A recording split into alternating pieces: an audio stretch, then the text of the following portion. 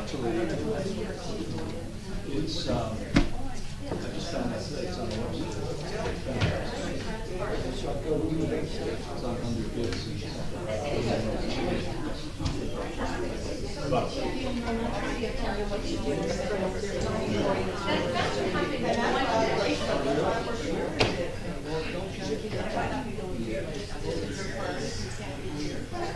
Jim, it's sad. I want to go to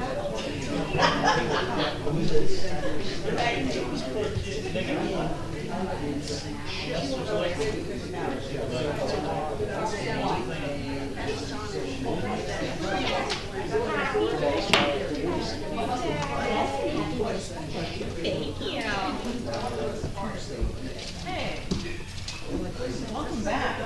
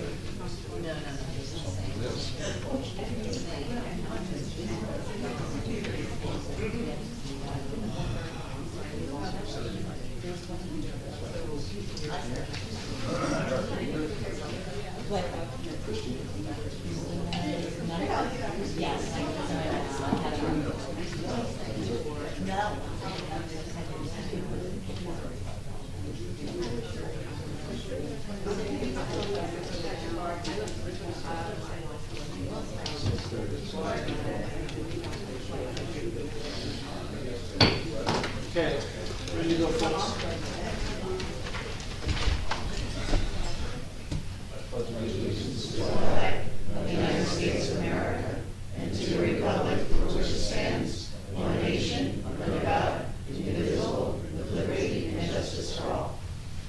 I wish to announce that the 48-hour notice as required under the Open Public Meetings Act was emailed to the Asbury Park Press, the Co-Star, and the New Co-Star on December the 13th of 2022. That a copy has been placed on the bulletin board in the borough office and that a copy has been filed with the borough clerk. I'd also like to read a notice regarding the Zoom meeting. As a courtesy to the public, this meeting may be attended via Zoom. If for any reason the Zoom portion of this meeting fails or is disconnected, the in-person meeting will continue and action can and will be taken. Mr. Marco? Here, present. Mr. Noble? Here. Mr. Gubitosi absent. Mr. Weber?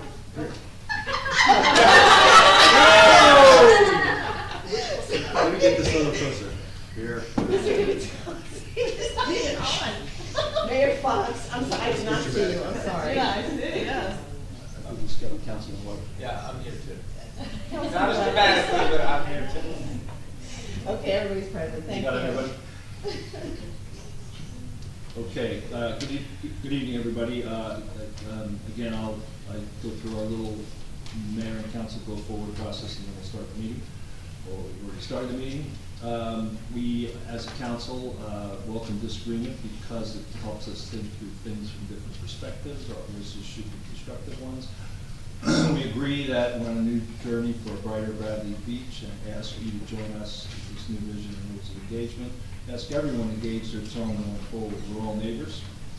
And again, I know sometimes these rules are stretched. Hopefully we continue to improve those. On another note, again, we've had some lengthy meetings. We're trying to become more effective and efficient. We put some time on the agenda items. We also, we're trying to stick to those time limits. If you remember last meeting, we didn't get through the complete 450 ordinance discussion, but we truncated it and asked Ben to come back, Ben Matlack. So we're going to very much try to stick to these times. If there's follow-ups, we'll note those and get back to people. We did that last meeting, and we're pretty successful with that. It took a couple more days because I was out of town, but we did get back to people with what those things were. Okay, welcome to our 8th meeting of the year. Got a lot to cover. We're going to continue to work hard to cover any number of these items that we have in front of us. Greg Fehrenbach is continuing to fill in for us as interim VA, and he'll follow up. He'll be our follow-up log question guy this meeting. And Christina is just joining us in place of Councilor Kent. Okay, the first thing up is a workshop discussion. It's a continuation of the meeting we had on April 12th. As I said back on the 12th, we had a small team that's been working on modifications to the 450 ordinance, which is really our building code and construction ordinance. We're trying to create more consistency. This was an issue that when our zoning officer came in, Donna Barr, she really identified a lot of inconsistencies, and that's what this group's been trying to smooth out, those inconsistencies. So with that, I will turn it over to Ben Matlack from CME. Thank you. Thanks, One man. second. Here, so share the screen. Thank you, Mayor. A quick summary of what we talked about last time. We talked about how we were doing updates to the Chapter 450 zoning ordinance. We had taken a look at the 2014 and 2018 master plan reexaminations. We looked at what the goals of the master plan are, and we always try to advance the goals of the master plan as well as the municipal land use law when we're looking at these ordinance updates. So we talked about cleaning up some definitions that we had gone over. A few of the, I'll say, easier topics of discussion were changes that didn't necessarily require any discussion. And then we started to get into some topics that do require discussion. And the last one we ended on was garage apartments, which we went over. And I want to actually go back to it real quick because I did get some feedback from people on the council. And I just want to make sure that it's thoroughly vetted and everybody has a chance to voice their opinion. So one of the main changes we made to this section, 450.26b, was changing the minimum lot size for garage apartments from 5,000 square feet to 7,500 square feet. 5,000 is the minimum lot size in the R1 residential zone. The other changes were to allow garage apartments in the rear yard of corner lots. Currently, they're not allowed on corner lots. And we changed the maximum floor area to 800 square feet, including the staircase on each of the 2 floors, as opposed to there was a difference of 800 on the bottom, 600 on the top, and it didn't include the staircase, so it was a little more difficult to interpret. So I want to turn it over to you to kind of see if there are any modifications that want to be made to these changes, or how everybody feels about them. I can start. I am not in favor of the 7,500 square feet. And the reason, I have a couple reasons. Number one, if I bought a 5,000 square foot home and my front house wasn't significant, wasn't that significant from the size perspective, and my plan when I bought that home was to build an accessory house when I retired and rent the front. Now those bets are off. I don't think it poses, for the amount of times that's going to happen, I don't think it's going to pose a significant issue to our community. The other thing that we are faced with, and there might be some opportunity here, is some of the affordable housing targets that we're going to have coming up probably by the end of the year. A question I have is there an opportunity to incent people to put an accessory site in and use it for an affordable, create an affordable housing deal for some period of time, for 10 years, something like that. So I just think we're shoehorning ourselves a little bit by going from 5,000 to 7,500. Okay. On that, last time you presented, Ben, you said that the 7,500 was in line with the MLEL. Can you just elaborate that on a little bit? Yeah, so one of the things that I had talked about the last time was advancing the municipal land use law is, actually I'll go back because I have it on my slides.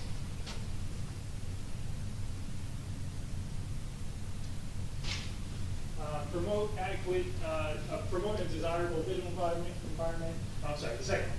Promote the establishment of appropriate population densities and concentrations that will contribute to the well-being of persons, neighborhoods, communities, and regions, and preservation of the environment. It's not cut and dry that this fits right into that category, but when you talk about population densities and concentrations, if you have two dwelling units on one lot, generally a larger lot can more easily accommodate two units.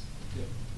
Oh, absolutely, yeah. Yeah. Logically, that would make And sense. I don't have any, I don't have the numbers on, throughout town, what existing properties have 2 units versus 1. I don't have that information. Some of you guys might know that better than I do. But that was one of the things that came in as a factor when we looked at that. So I'm actually in favor of all those changes that you just made. I'll go through them. The change 7,500 square feet. A garage apartment and a house don't fit on 5,000 square feet.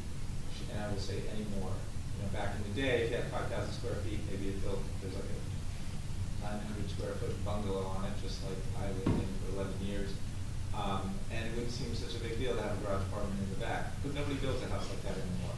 They build a 2.5-story, 2,500 square foot house, maximizing on the bulk, right up to the edge of where it's permissible to build and right up to the height limit and all that stuff. So you add a garage apartment on a property like that, it just doesn't really fit. And it seems to fit with the goals of the master plan that you outlined here about regarding density and preservation of the environment and things like that. We're one of the densest towns in Monmouth County, and that just makes it denser. So we do have those numbers, by the way, Ben, as far as what you were just talking about. We have those numbers. We can definitely share them with you. I agree with allowing garage apartments on corner lots. I think that's an aberration of our zoning that I never should have been, but I think changing that.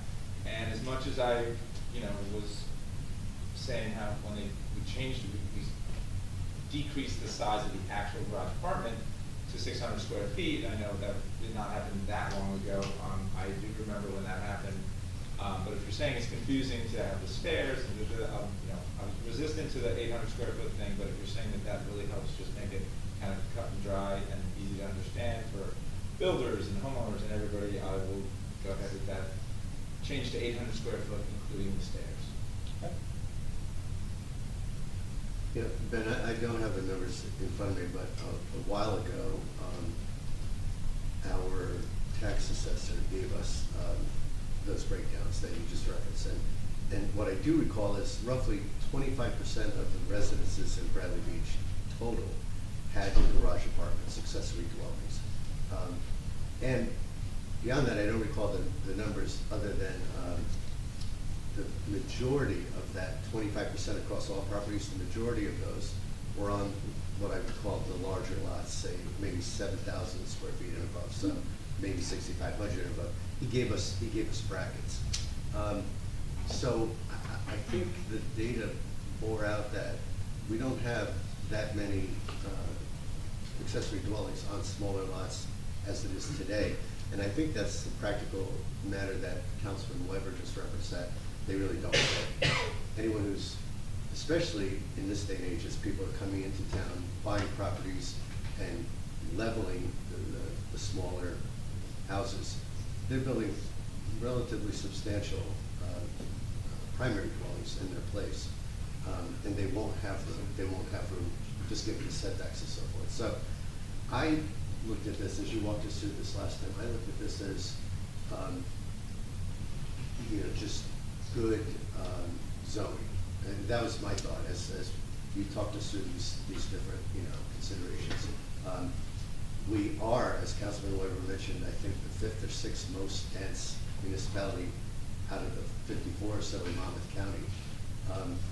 And, after whatever we end up doing as a council, whatever we end up recommending, that would go to our recommendations, our, introduction of any amendments would go to the land use board, and they would have to review that for consistency with the master plan. And again, when I heard that recommendation, I was thinking, well, it would be, in my opinion, and based on your slide here, a change consistent with the master plan's objectives. So I know there are, I think the number was over 100, maybe 150 or so properties that at least would fall into question. I could be off. No, that's kind of Article 2, somewhere In that range, maybe 200, which, out of 2,000 properties, it could be 10% of our properties that this could have an impact on. But I think there's a reality that most of those probably can't build anyway, unless they want to shrink the size of their primary residence. So, and to the point of the 600, 800, I was not even aware of that inconsistency until you pointed it out. But and then at one point, I remember Councilman Weber making a recommendation that he liked us keeping the 600. And I think it was you that pointed out to me that that 600 did not include the stairs. And he basically pointed out that if you don't include the stairs, there's no necessary limitation on how large people could build stairs. So I also agree that that makes sense to expand 800, but make it inclusive of the stairs. So, in a 5,000 lot field, wouldn't impervious requirements be kind of a safeguard against an overbuild on a lot? That definitely is a consideration when you're developing a property, for sure. There are ways to mitigate, overages and impervious coverage, and they do require variances from the land use board. Yeah. So if somebody wanted to, exceed the maximum impervious coverage, they would have to get a variance. But our impervious coverage is so incredibly liberal and generous in this town. There's not a town around here that allows the amount of impervious coverage that we do. So in theory, that would be a good deterrent, Mr. Mayor, but in this town, we're pretty lenient on that to start with. One more comment, because I know you have a lot more to do. We don't have a lot of time. I think this is a natural progression of Bradley Beach. We've seen 2 houses on 2,500 foot square lots. So back in front of houses, then we see it on 5,000, now it's 7,500. And I know you talked about a shoehorn. I feel like when you do have 2 houses on 5,000 square feet, you have to put a shoehorn to put them on there because it's getting really tight. And as far as our stats, yeah, we're the 5th most dense town out of 54 in Monmouth County. Monmouth County population density is 1,374 residents per square mile. Bradley Beach density is 70,017 residents per square mile. We're pretty full right now. And I think it's just going to exacerbate that density issue that we're having. So I think this is going in the right direction, and I thank you for your time, Ben. So is that in favor of the 7,500 square feet? I think I'm Yes. just doing kind of a straw poll. Okay.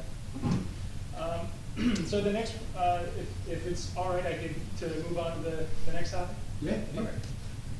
You're on the clock, so Good. I'm cutting you off at 40 minutes. Okay. Even if you're in your last sentence, yeah. Yep.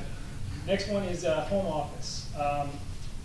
The only real change that we made here was changing the minimum fine from $150 to $500. Maximum fine is still the same, $1,250. This is for violation of the ordinance. Looking at this section of the ordinance, I actually have some questions about it. What actually is the intent of this, of a home office? Is the intent to limit it to somebody working from home in their den? Or are we trying to allow dentist's office, hair salons, architectural firms that have the look of a residential home? We're speaking of home offices in the residential zone. There are certain conditions that say no customers or employees are allowed on the premises, and it has to be 200 square feet. So that tells me that it's limiting it to a den, but I just want to clarify what exactly the intent is here. I will say, the world's changed a lot since that was written, but my understanding is it doesn't mean everybody that's now just working from home and has a laptop and they're sitting at their kitchen table like I do, like that for the last 17 years or whatever. But it's what you said, it's people that are customers or that's clients and there's people coming and people going, whatever. Those are the places that we want to register for home office. I don't know where it came from that we need to raise the fine. I mean, I think all of our fines we should probably look at, but I'm sort of, I'm not interested in changing the definition if that's what you're asking. You know, we don't want to, we don't need this to cover everybody that is now all of a sudden working from home because technology allows it. So right now, the ordinance does not allow like a dentist's office or a hair salon. It only allows somebody working from home. But they don't have to just, if they're working from home, they don't have to declare that it's a home office. I don't have all of the conditions of the home office in front of me, but generally it's limiting it to, you know, I will say that not everybody that has a laptop has to now file a permit for a home office. And I think we should keep it so most folks don't. Yeah, and it does allow for a certain amount of deliveries and things like that. But again, no customers, no employees, and if that's the way you want to keep it, then that's fine. We can certainly do that. Okay. And Ben, I mean, just for the record, I would say yes as well, that is the way I'd want to keep it.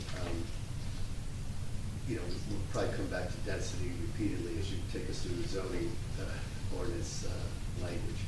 But I don't think that we want to encourage folks to have home offices that in turn encourage, you know, client traffic, additional parking challenges and demands and so forth. So the idea of working from home, I don't think anyone has a problem with. It's just, we don't want home businesses.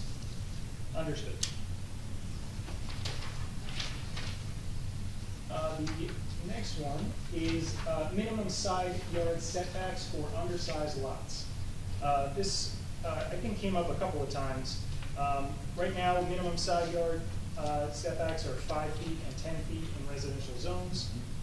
And there's a question of allowing a reduction of the side yard setbacks to 10% and 20% of the lot width for lots that have a less than 50-foot frontage. If that were the case, I would recommend at least a minimum, a bare minimum setback of 3 feet, 4 feet. I would say 4 feet. You know, that's up to you guys. You know, how you want to make that change. If we want to make a change. But a question, I believe it's 3 feet, but there is a fire code, correct? That's, I think it's 3 feet. That you 3 feet, yeah, I think between buildings, yeah. between buildings or from the, you know, the setback? I'd have to defer to our fire code official, but I think it's between buildings, but I'm not 100% sure. Because, I don't know the law myself, but there's, I know there are, you basically have to forego windows, is my recollection, if you don't, if you're within that 3 foot or 2.5 feet or whatever it is. So, so if we could determine what that requirement is, perhaps, I guess the question for us to consider would be, is it best to leave the homeowner to make that decision, that they could go to 2.5 feet, but they could not have windows? Or do we just legislate a minimum of whatever that requirement is, say 3 feet, so that windows would, you know, be allowed, if that's the number? Yeah, I'd like to see 4, if somebody wants less than 4 to come in to a women's board. I think we're getting, there's a couple of properties that I've seen that are getting really tight. What we don't want to kind of migrate to is the Ocean Grove model of houses on top, really on top of each other. So if somebody has a real need and a very narrow lot to come to the women's board, then we state their case, but I think 3 is a little tight. And did you say this is only for lot, it says undersized, but then you mentioned less than 40 feet of frontage, or did you say 40 feet or less? So any lot that is less than 50 feet, which is the minimum lot, is, this would apply to those lots. If a lot is under 40 feet, then, you know, 10% would be less than 4, but I would recommend at least keeping a minimum of 4. See, that's the problem, it's a percent, So this is, because you said 4 feet, but you want it to be percent.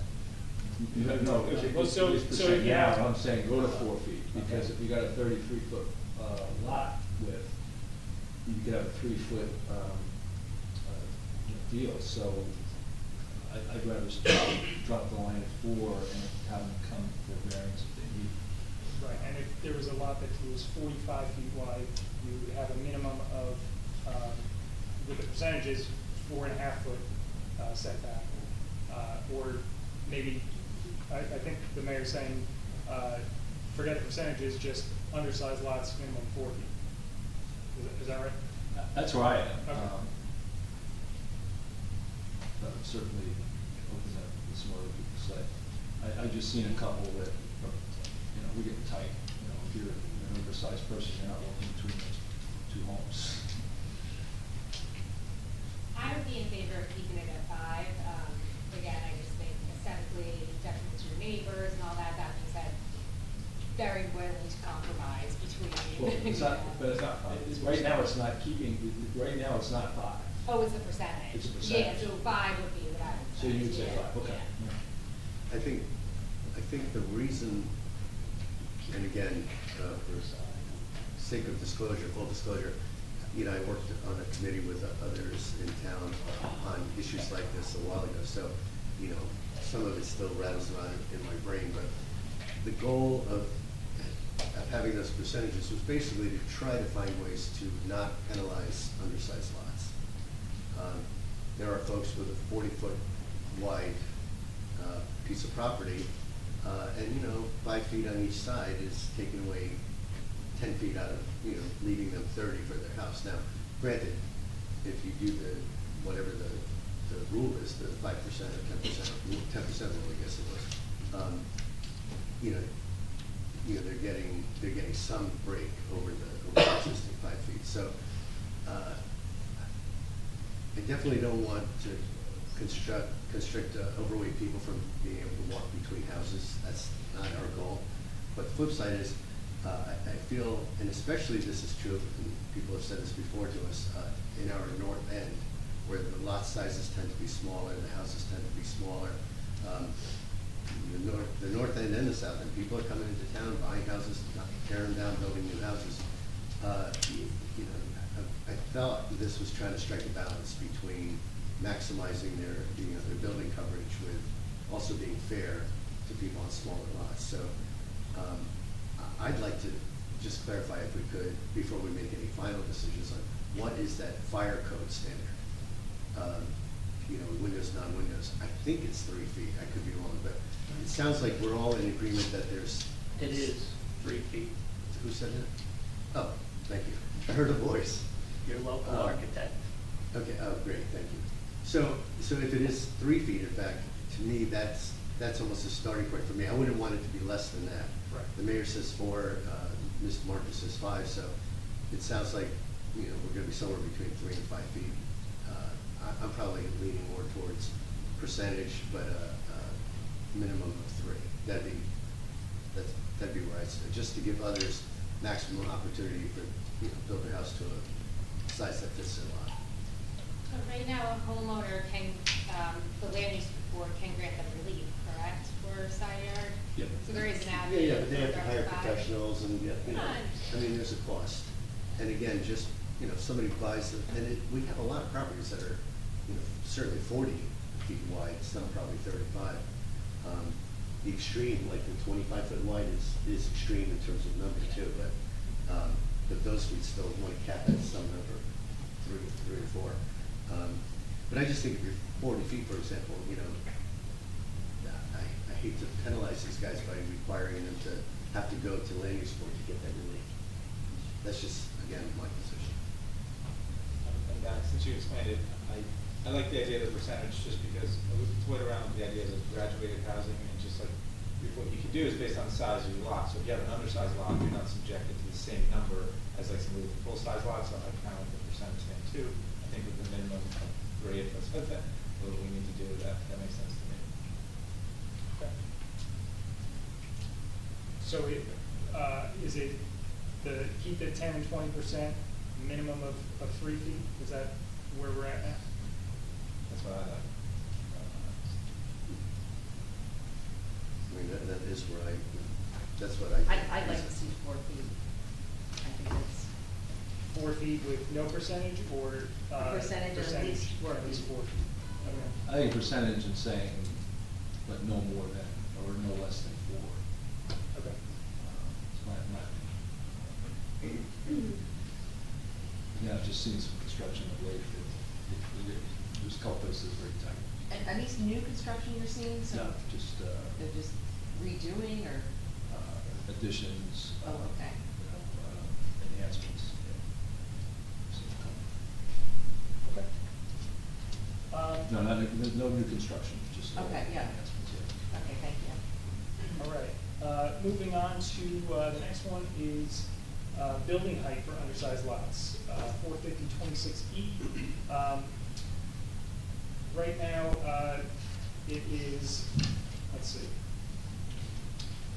for 4,000, for lots that are less than 4,000 feet or less than 40 foot of frontage, 27 feet height and 2 stories. Lots that are 4 to 5,000 square feet and 40 to 50 feet of frontage, 35 feet height and 2.5 stories. And I just want to see where you guys are at with that. I think we did clean up a little bit of language to clarify because there is, you could have some properties that fall into a dead zone of like more than 40 feet of frontage, but less than 4,000 square feet. It's a shorter lot, but we cleaned it up a little bit. As long as you're comfortable with that, we can go with those numbers. That's what you're proposing, not what we have, right? That is, I think that's generally what you have. Actually, I have our spreadsheet. And Ben, you think, I know you're looking up, but you think that's what we have, and you're not proposing a change, or you are proposing a change? Give me 1 second. As I-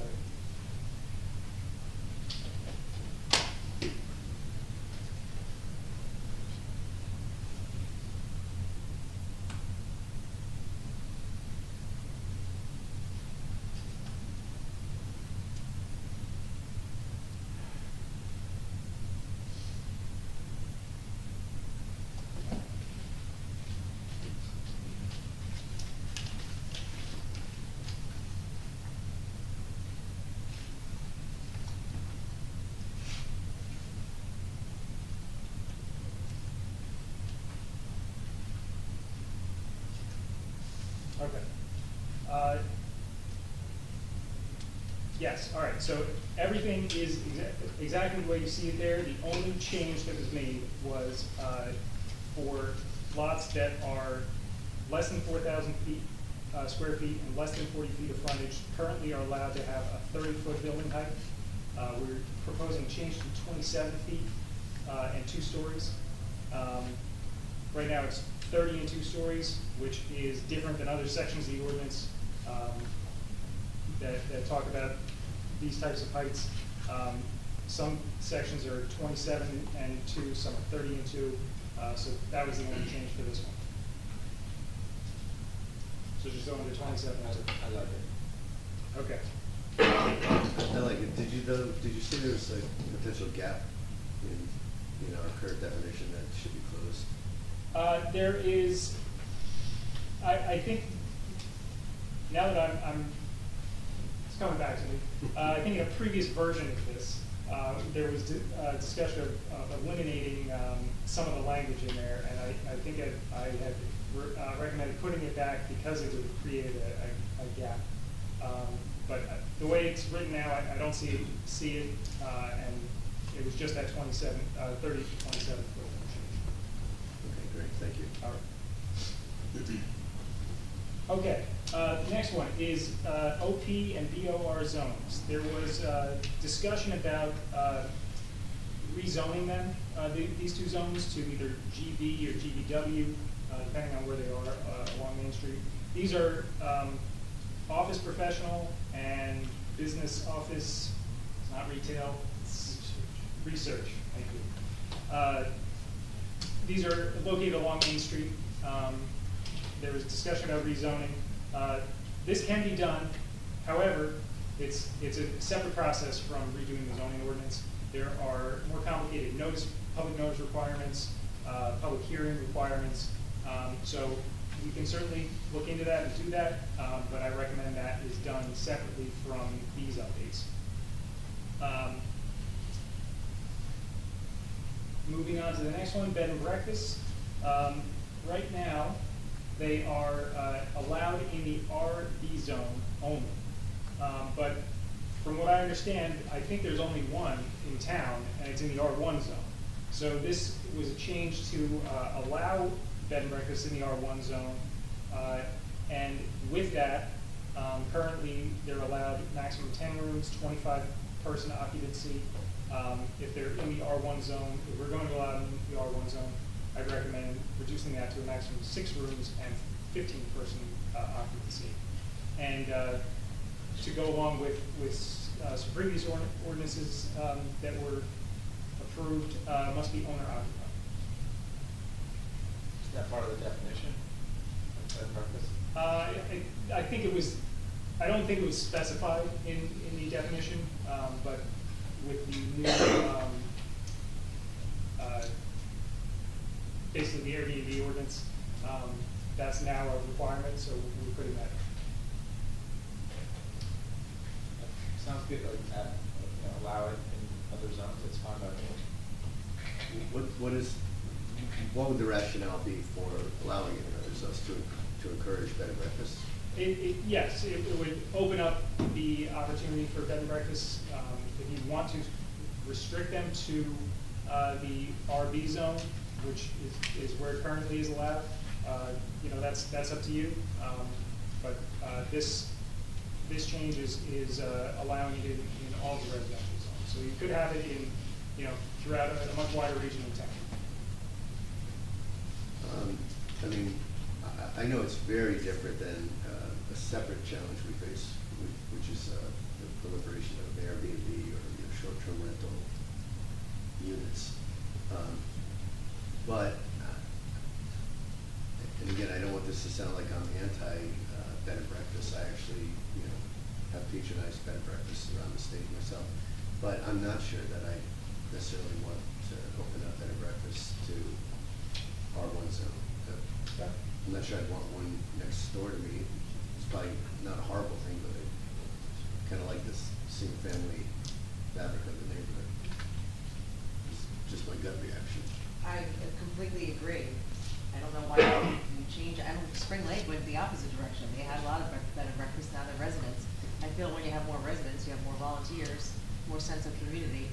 So I would not, I mean, I love the James, and there's actually a bed and breakfast on the ocean, on Ocean Avenue.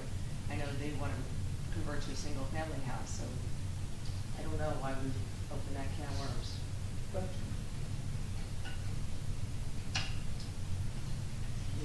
That means we can eliminate that and keep it, the way it is, just allow it in the RB, and, we don't have to make any changes to that, if that's the way you wanna go. Can you remind us where the RV zone is? Yes. Second. Then you're gonna have to. Oh, okay. 3-minute warning. Uh-oh. I know. Actually, 7:20. Give me 7 minutes. So the RB zone is the 100 block, from, one block away from Ocean Avenue. So everything between Beach Avenue and Irving.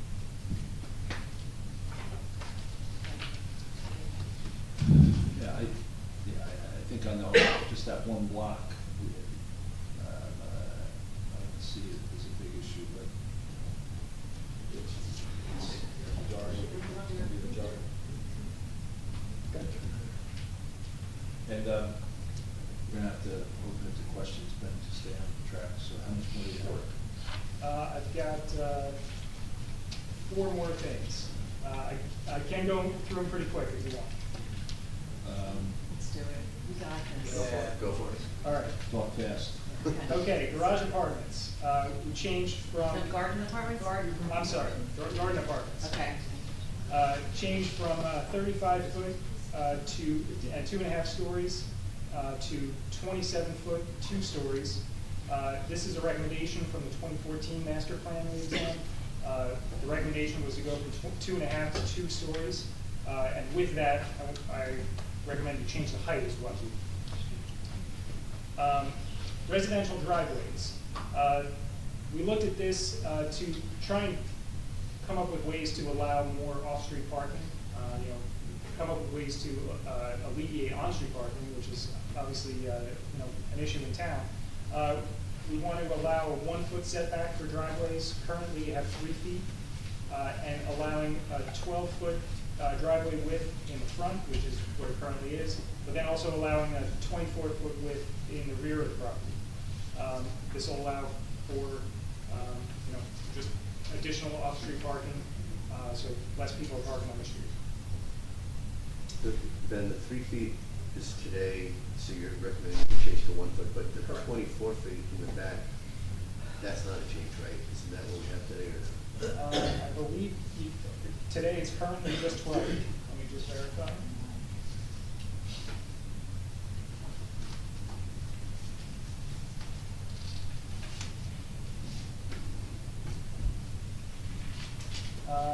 Yeah, right now you just have 12 foot wide.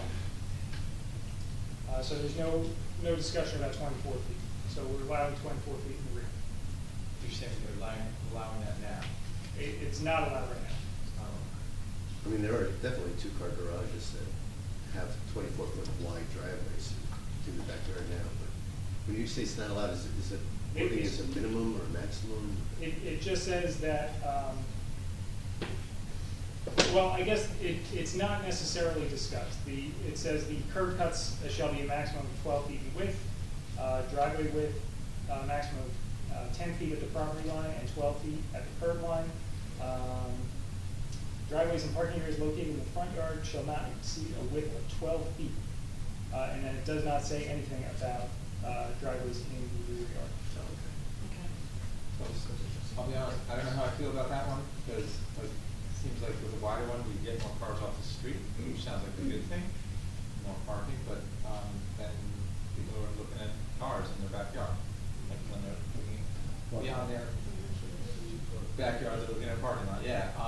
The thing with the 1 foot, I mean, with the 1 foot setback from the property line, I feel like people that stop their pavement there for the driveway, but nobody wants to cut a 1 foot wide strip of grass, so they just cover it with gravel. I see that now, and so that's just like making the driveway kind of wider. I think feelings about that. Okay. Yeah. We can make it 0. Sometimes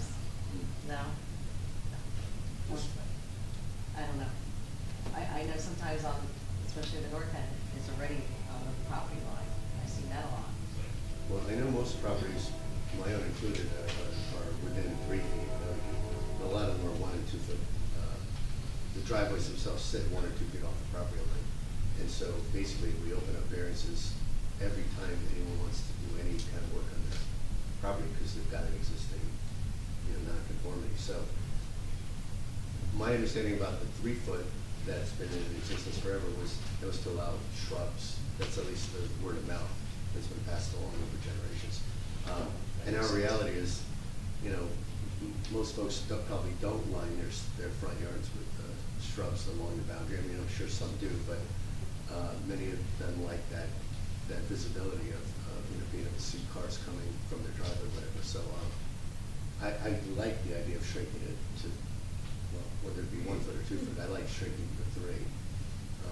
Somebody might get a wider lawnmower though, I guess, if they started to cut that little patch. But I think you're moving us in a good direction.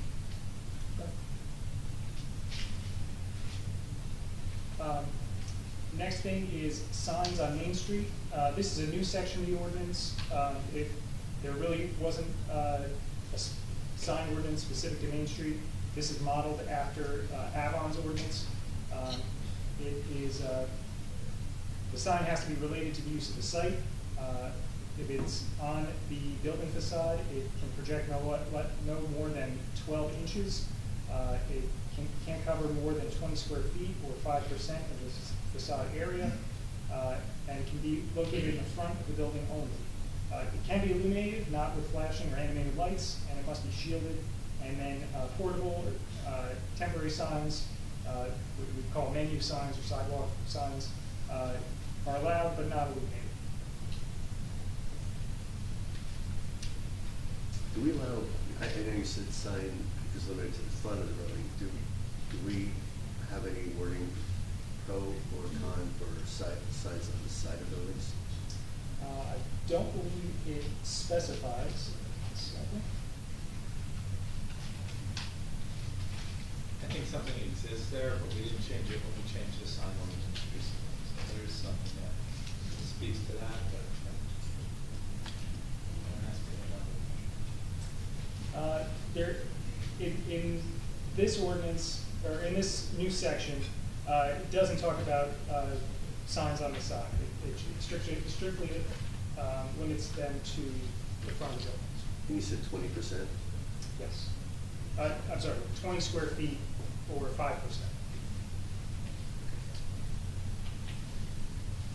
And then the last thing is the GBW zone. Allowing residential uses as a conditional use on east-west streets, or they could be allowed as permitted use. Currently, there are some residential uses on the east-west streets in the GBW zone. We're talking about the area between Memorial Drive and Main Street. Yep. It's kind of the 700 block here. Yep. So you're saying make So yeah, so residential conditional use. right. So right now, it's not a conditional use. This would be adding it as a conditional use. So right now it's not allowed use. It's not permitted. No. Oh, it's not permitted. Correct. So we could just make it permitted or conditional. Yeah, I mean, essentially it would be, the condition of the conditional use is that it complies with the zoning requirements of the R1 zone. So isn't the bar is higher to get that passed at the land use board, right? Because it's conditional use? Yeah. As opposed to right now, where it's not a permitted use, the bar is the highest. If it's conditional use, the positive criteria is satisfied at the land use board, so it's less of a burden to get an approval. And if it's a permitted use, then a use variance is not necessary. So what you just said though a moment ago about conditional use conditioned on meeting the R1 zone conditions. Right. So that would be the setback requirements, minimum lot size, height requirements, all those things. That's where I would lean. Okay. That is the last thing that I have. Thank you. Thanks, Eric. Great job.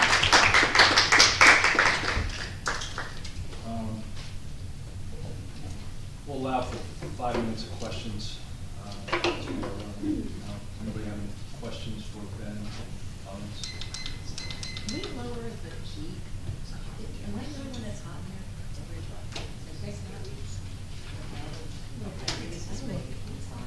Right? What were they?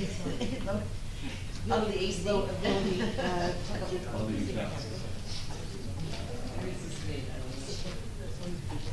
Is this just questions? questions or comments? Okay. 5-minute comment period? How about, I'll come back then.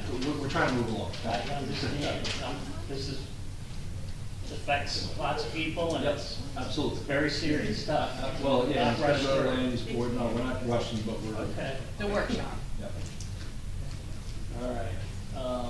Mike Moss, 429 Monmouth Avenue. I'd like to ask the engineer if any architects were involved in any of this process. I don't believe so.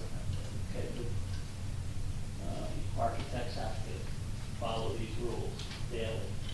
Okay. The zoning officer was involved, she provided a lot of input from, and feedback that she got from all Does this. she have a design degree? No. That's But not she, what I know. but she's a certified planner. Okay. How many, do you know how many 7,500 foot lots we have in town? I do not. Give me that number, can you get me that number? I can't get her that number. And how many 5,000 square foot lots do we have? Again, I don't know that. Can we break that out? And, that's basically it, and then we have 900 undersized lots, I was told. Yeah, so Eric Aguilar, tax guy, did an analysis for us probably 3-4 months ago, so it's there, I just didn't bring it with me. Okay, And that's it it. actually lays all that out. Thank you. Yes, yes. Thomas J. Cohen, 612 Third Avenue. I'm gonna go really quick, Mayor, because I know I don't have a lot of time. I prefer the 1-foot setback on the driveways, because currently with the 3-foot setback, the builders just put stone there and the cars drive over it anyway, and it's never counted in the impervious coverage. So at least let's get a true impervious coverage count, and then that leaves you 1 foot for a fence, if you choose a fence or a shrub, as has been stated. I would prefer the bed and breakfast in the R1 and RB zones, but as a conditional use. You'd have to meet the conditions for parking and submit a site plan. But, you know, we had a big hubbub in town about hotels, motels. Well, this is a grassroots way to supply transient housing for people who want to come visit here without corporatizing it. And that's what I like about that proposal. The GBW zone, conditional use for residential homes for the east-west is great.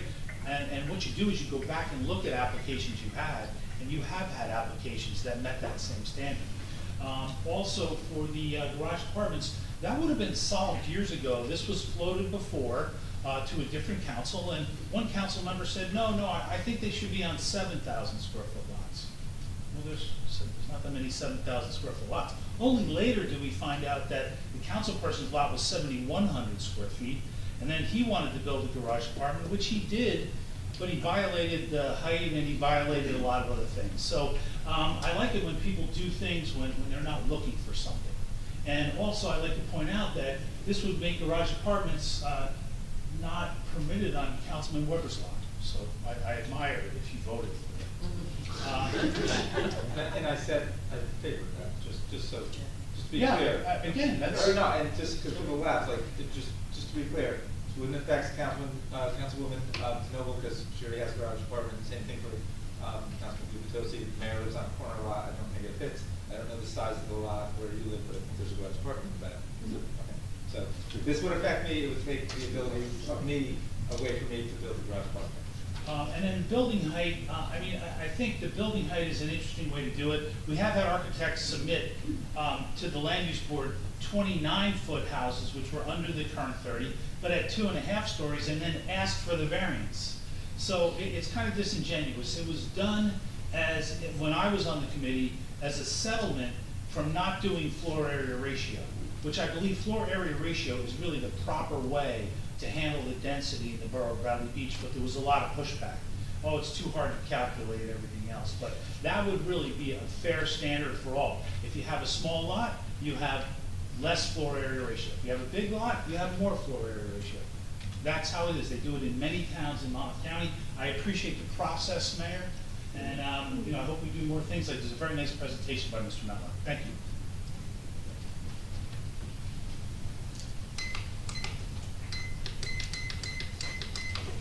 Rich Despin, 600 3rd Avenue. The building lot's 5,000 square feet for a rear accessory building, I think is appropriate. With regards to concern of density, there are other factors that you can use to control that was pointed out. I think that would be more appropriate way to go.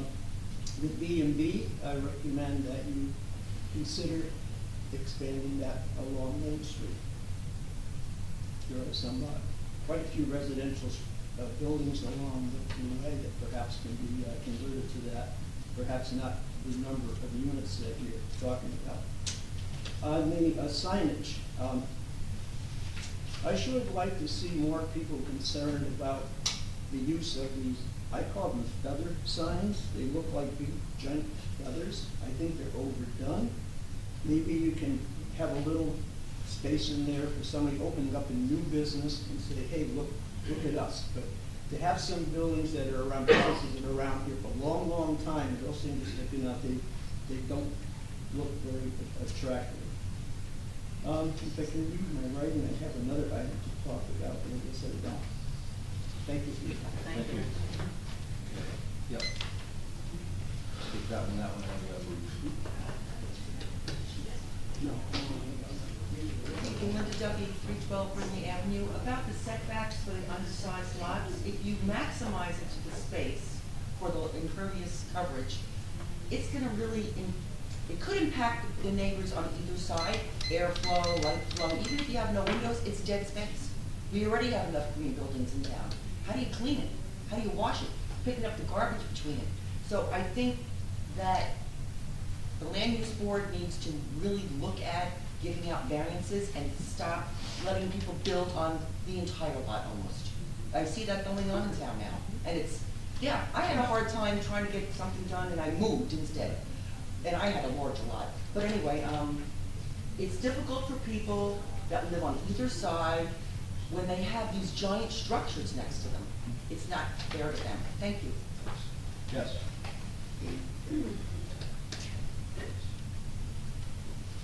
Cindy LeCandy, 218 Fourth Ave.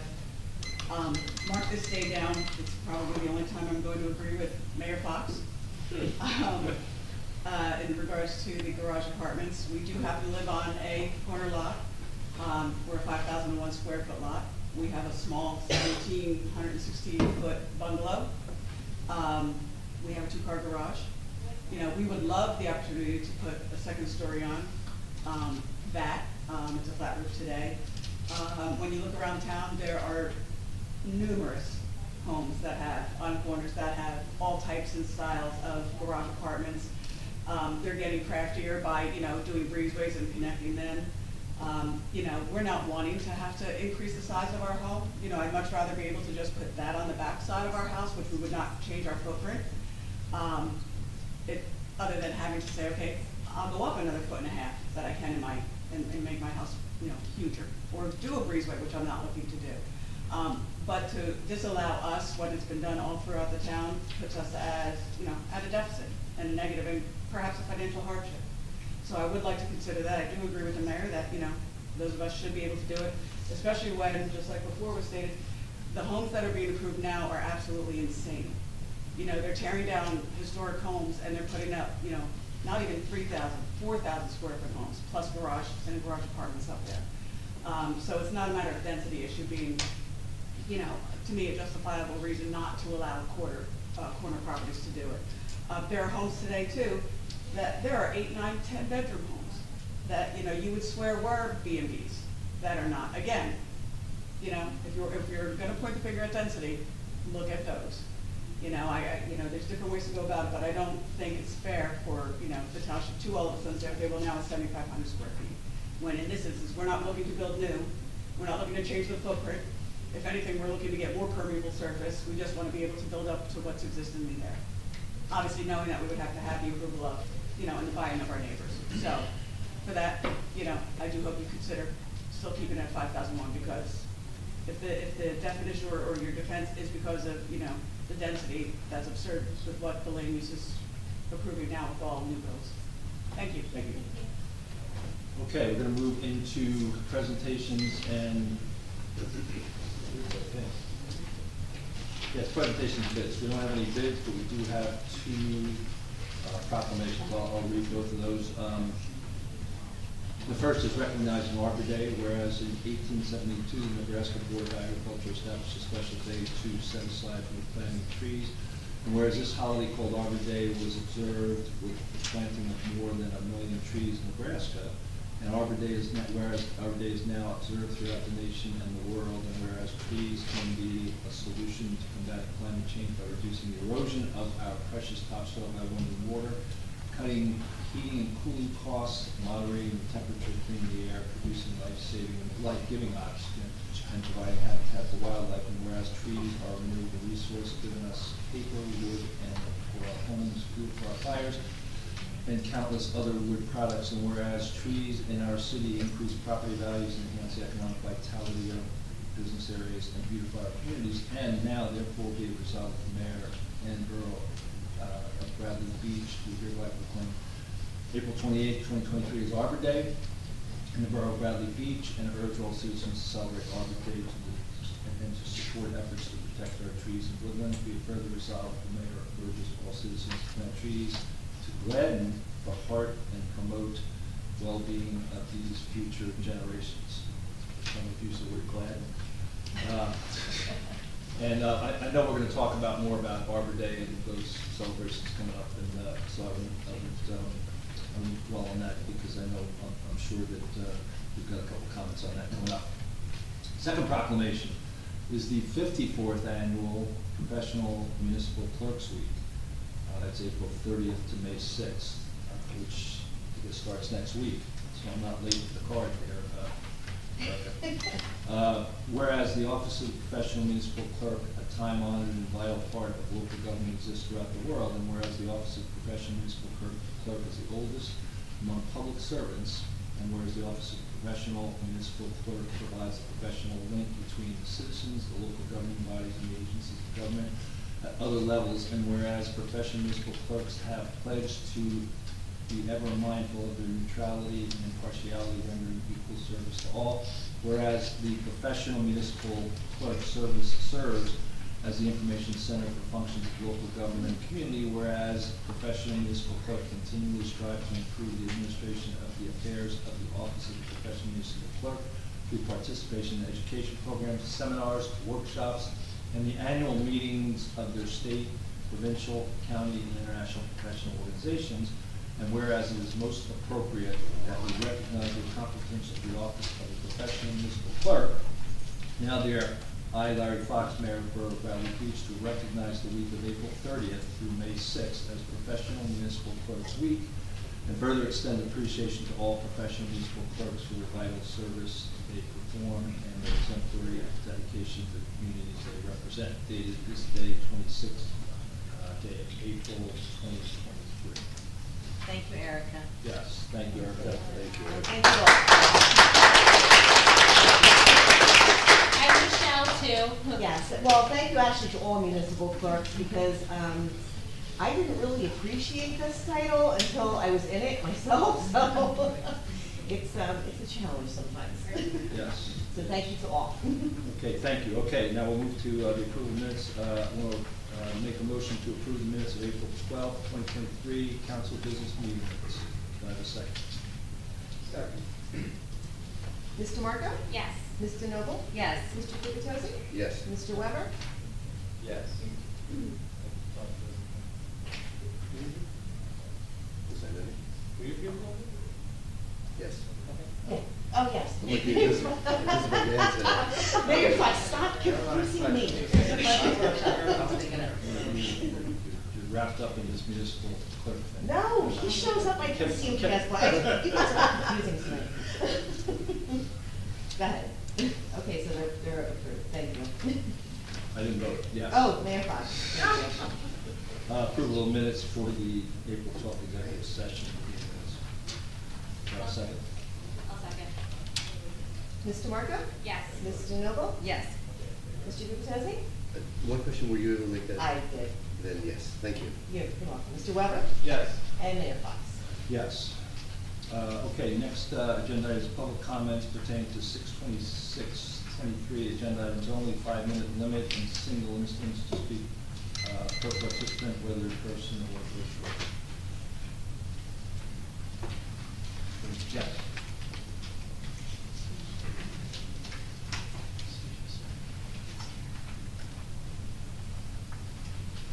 It's just my 5-minute opportunity. Actually. No, there's no, I called someone. Yeah. All right. I didn't hear you, sorry. Prepare for a long meeting. No. Nancy Meadow, Ocean Park condominiums. On the consent portion, there is a resolution 2023-141. It says must provide consent. I don't believe must is an appropriate word. I have a lot of problems with that. Then let's get to, as always, the bill list. Page 17. These are small amounts of money. $117 to Stephen Wiley for Mediterranean Fest for 8 hours. I would wonder what service was provided for that. There's also an expenditure on the same page for work shirts for $150. Now, we are not privy to the charter accounts. We are not privy to the coding. So I would say, as I always do, what department is this for? Can't even imagine because there's no information. And let's get more importantly to page 13. Payment for over $8,500 to the New Jersey Department of Labor, which I'm guessing is the 927 payment for workers' comp. It says it's for the current quarter. The other says it's for 12/31/20. Current quarter would be for period ending March 30th, 31st. The payment would be due 4/30.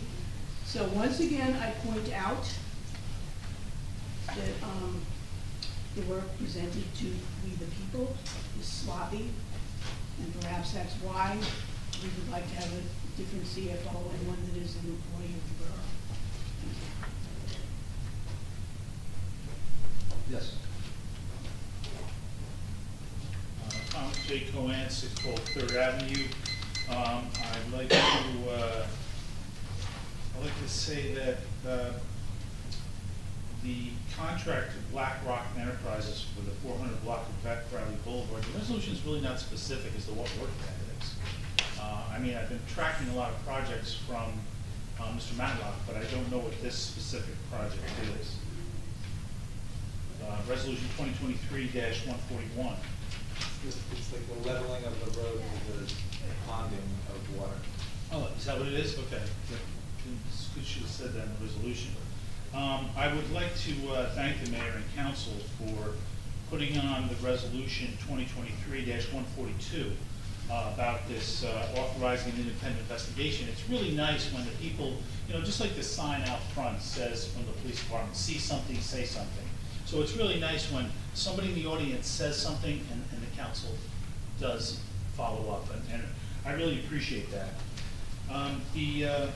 I'll reserve the rest of my comments for, I would recommend that you not approve the municipal budget for today, because I went on and looked at the 2022 introduction document, and it was very detailed.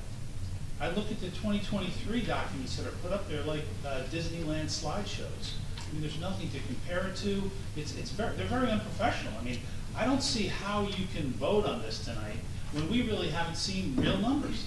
I mean, this is like getting a Visa bill in the mail with just the amount due and the date it's due with no transactions. Would I pay that bill? No, I wouldn't. And I don't think you should either, because it is our money. Thank you. Yep, Mr. Moore.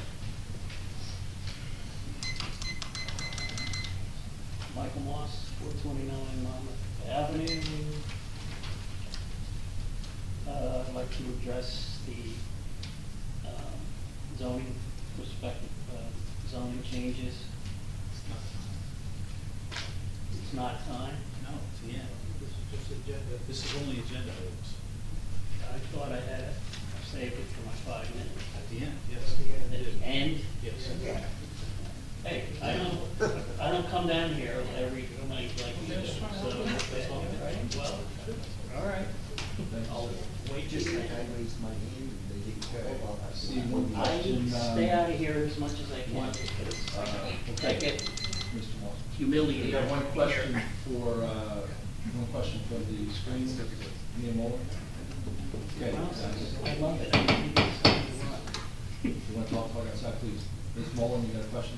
Yeah, hi, I was trying to get the video on, believe it or not, but I keep pushing. Here it is. Okay, hi. So I always get confused on these 5-minute time frames, but I had my hand up before and I wasn't called on. So it's just comments and sort of echoing what others might say. But I'm very concerned about the fabric of Bradley Beach. We are actually the third most dense town on the Jersey Shore along all of New Jersey, only following Asbury Park and Ocean Grove. So I fear we're going to turn into, it was already mentioned by the mayor, an Ocean Grove. Just don't want to do anything that's going to encourage more dwellings. I hate to follow Cindy because she spoke about this before regarding her property, but I guess what she's trying to say is for new properties or new building, we really need to limit the number of dwellings that are here within this town, other than the lots for 319 Lorraine Avenue. I'm all for that because that's a good way to take advantage of that asset within our town. Also, the bed and breakfast, don't want to encourage that at all. I can't speak or be as articulate as other folks do in regards to all the things that were presented tonight, but Al actually said that it wouldn't be nice, he wouldn't want to have a bed and breakfast next to him. And I would ask any of the council members, do you want to live next to a bed and breakfast as a home owner? So if you bought your home and you have private residents next to you, would you want those private residents to be turned into a bed and breakfast? Because when you bought your home, you didn't plan on living next to what I essentially think is the equivalent of a hotel, with transient people in and out and parking in front of your own home 24/7 because there's a hotel, which people call a bed and breakfast, right next to you. And I know that I guess in regards to the agenda items, the Moby mats with beach access mats, I see that on the agenda. I am wondering if a diagram has been provided to the council as far as what that would look like. And I still say that we should only have additional mats for handicap access and only where there's handicap access to the actual beach entrances, not to just put them down randomly so people don't get sand on their feet when they go to their personal beach locker, which doesn't help the rest of the town anyway. It's just people who have beach lockers. So why would we want to discriminate monies that are being used for just people who have beach lockers? I totally am for it though for the handicapped people to allow them to have more access. But what does that look like? We need to understand that. Is it practical? Does it really work before that's all invested in, because it's still money out of everyone's pocket? And then of course with the budget being presented tonight, I'm wondering if the council, and I think it was just mentioned by TJ before, does everybody have the line by line detail, or is it just the presentations that were given last Friday, which don't do any comparisons or give the level of detail? I think some of it is available online, and maybe everybody's gone and looked at that, but really is the detail provided, or is it just the top numbers, and then decisions will have to be made, if not tonight, in a future night, but people need time to prepare and ask their questions and do their due diligence. And that's it. Thank you. Thank you. Anyone else? Yes.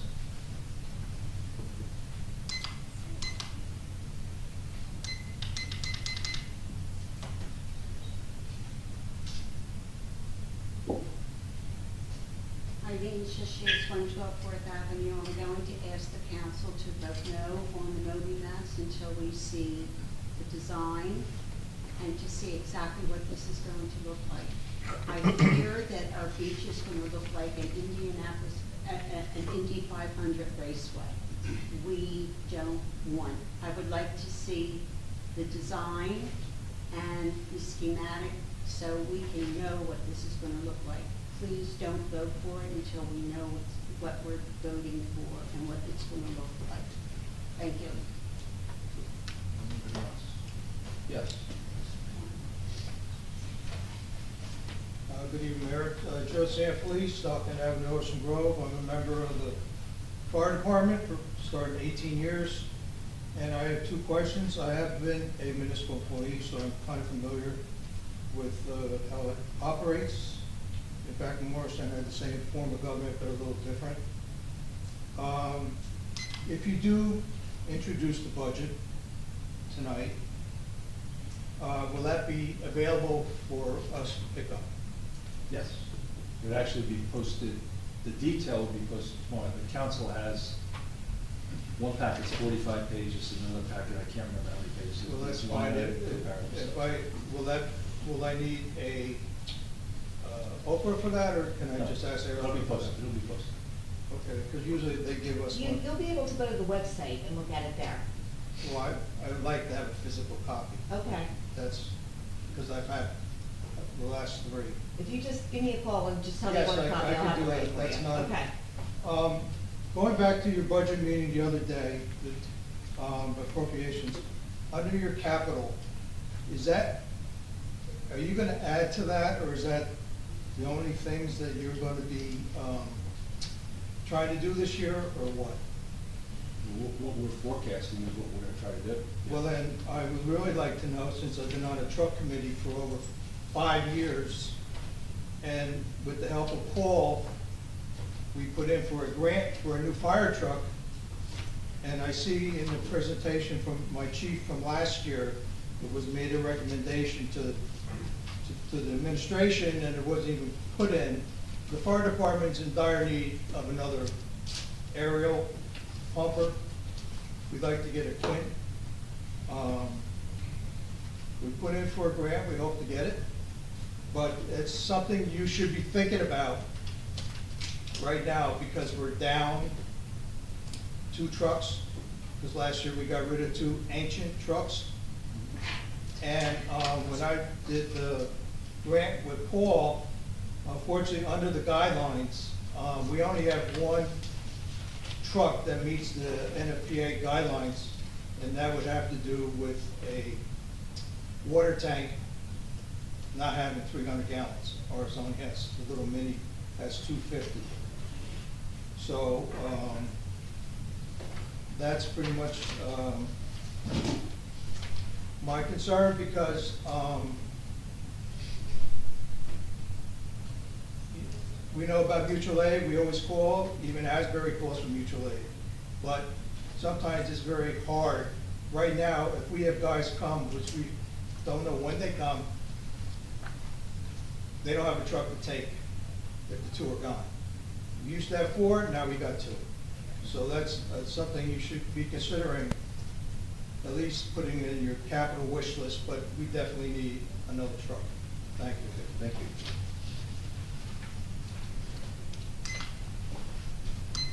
Great. Make a note, we talk about the 3 to 5 year thing too, maybe that capital, maybe that's. There's a second screen, maybe someone has their hand up. Actually, if they did, they would be automatically transferred to the first screen. Okay. That's the other questions. Okay, we'll move to the next agenda item, which is ordinances.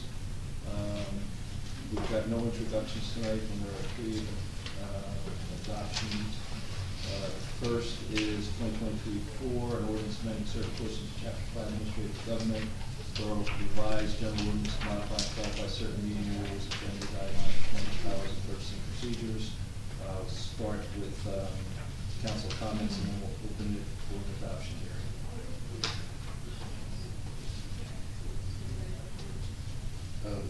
I do have a comment. It seems like we've discussed this at great length over the past month or 2, but about 5 minutes before the meeting started, in the parking lot, Councilwoman DeMarco brought something to my attention in here that was not the original intent, I believe, because this is something that I personally had requested. But specifically, I requested that we reduce the bid threshold for professional services contracts to $4,000, requiring council resolution, i.e. the council had to approve anything for professional services contracts above $4,000. But council had to approve it. What Ms. DeMarco pointed out to me, and I just overlooked this myself, was there was a table cut and pasted into this draft that basically says, for that threshold, we need to conduct a fair and open bid process and award the contract by resolution. So that was, I can say, because I was the author of this, that was never the intent, but somehow the wording did get muddied. So my question, I have a question for our attorney. So I want to give you a little heads up. I don't know even how to reference the page, but if you can go to chapter 5, article 5, section 5-22. In the current ordinance? Or In this the proposed draft, revision? in the draft amendment that I'm we're. at the resolution. Almost on the last page there. Can you say that again? 5, and then what? Yep, it's chapter 5, article 5, section 5-22. Under, It's page 12. is it page 12? I don't even have a page number on mine, but specifically, I-18, where it says, there's a little table that says aggregate cost of any one item, and then on the right-hand side it says action required. The second row here, or third row, I guess, any professional service contracts exceeding $4,000. The wording here should state that a council resolution is required. Instead of conduct a fair and open process? Correct. Okay. Is that something we can change Yeah. right now as relatively de minimis? Well, not in the ordinance, that would be probably a material change,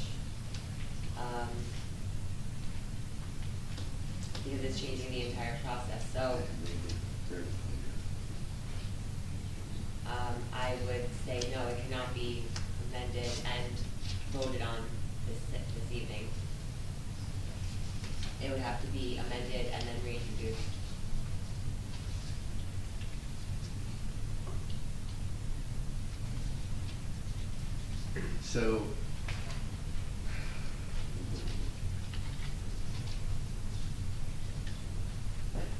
So are we, I'm just trying to understand procedurally, so there's nothing, can we, there's about 6 different areas in chapter 5 that we're amending.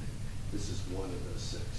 Right. Can we withdraw this one section and leave the others, or do we have to do all at the same time? I think we have to be consistent from intro to We have to adoption. reintroduce it either way, but now that I'm looking at it again, so if you just wanna cross out the beginning of that first sentence, conduct a fair and open process, and you just wanna, how to say, award said contract by resolution of the governing body. That is what I'd like to do. So when there's a material change in an ordinance before it's adopted, then it needs to be reintroduced. So the issue is whether or not that's a material change. I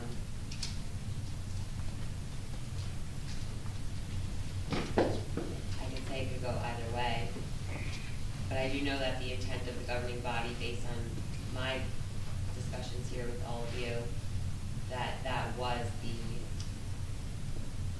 intended. There was never an intention to conduct fair. No, I and know, I'm open. saying that it's just to award the contract by resolution, because you don't have to conduct a fair and open process for professional services. So, yeah, you can move forward with it if you'd like. You just have to make an amendment to, strike out that beginning sentence. Okay, thank you. I did want to draw everyone's attention to that, and that will be a request I'll make after further discussion and comments from the public. That I don't think, correct me if I'm wrong, but I don't think anyone else expected we would conduct any kind of bid process. Okay, no, that's my only comment, thank you. If there's no other comments, we'll open a public, make a motion to open a public hearing for, 2023-4. Mr. Marco? Yes. Ms. DeNoble? Yes. Mr. Gubatose? Yes. Mr. Weber? Yes. Mayor Fox? Yes. Any comments?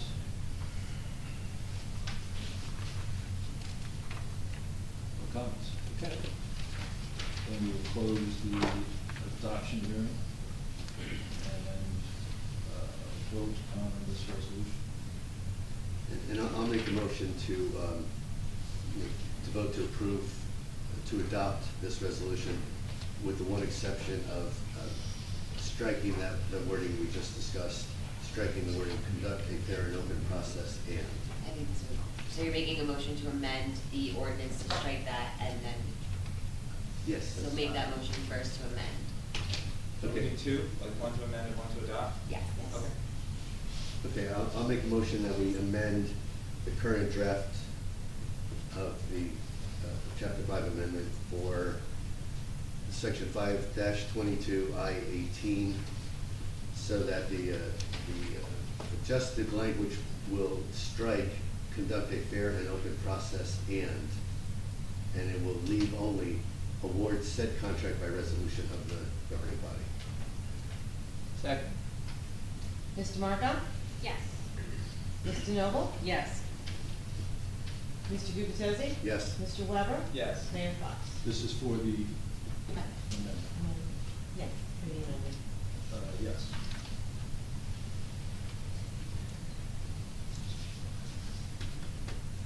Now you vote for approval. Yeah. Now you have to vote for. Now I'll make a motion that we adopt the Chapter 5 amendments as presented today, including that recent edit that we just approved. Second. Ms. DeMarco? No. Ms. DeNoble? Yes. Mr. Gubatose? Yes. Mr. Weber? Yes. Mayor Fox? No. I've got comments I'll just put into the record. I've made in prior meetings, and for the sake of time, I'll hold on those, but I think this is just not in the spirit of our Faulkner Board of Government. I'll just leave it at that, I'll just put those into the record. Next ordinance is 2023-6, ordinance establishing certain salaries for certain officers and employees of the Borough of Valley Beach and the County of Monmouth and the State of New Jersey, and repealing any and all other ordinances inconsistent herewith, I'm sorry. Any council comments on this? No. Okay, now I will make a motion to open the public hearing, the adoption hearing for 2023-6. Second? Ms. DeMarco? Yes. Ms. DeNoble? Yes. Mr. Gubatose? Yes. Mr. Weber? Yes. Mayor Fox? Yes. Any questions on 2023-6? Okay, I will close the hearing and make a motion to close the adoption hearing and move to approve 2023-6. I'll second. Ms. DeMarco? Yes. Ms. DeNoble? Yes. Mr. Gubatose? Yes. Mr. Weber? Yes. Mayor Fox? Yes. 2023-7, it's an ordinance amending section 123.8 rules and regulations of chapter 123 beachfront areas and adjacent waters to the village of Rice General ordinances to reduce the hours that bicycles are permitted on the promenade. I'll start with council comments. Council comments?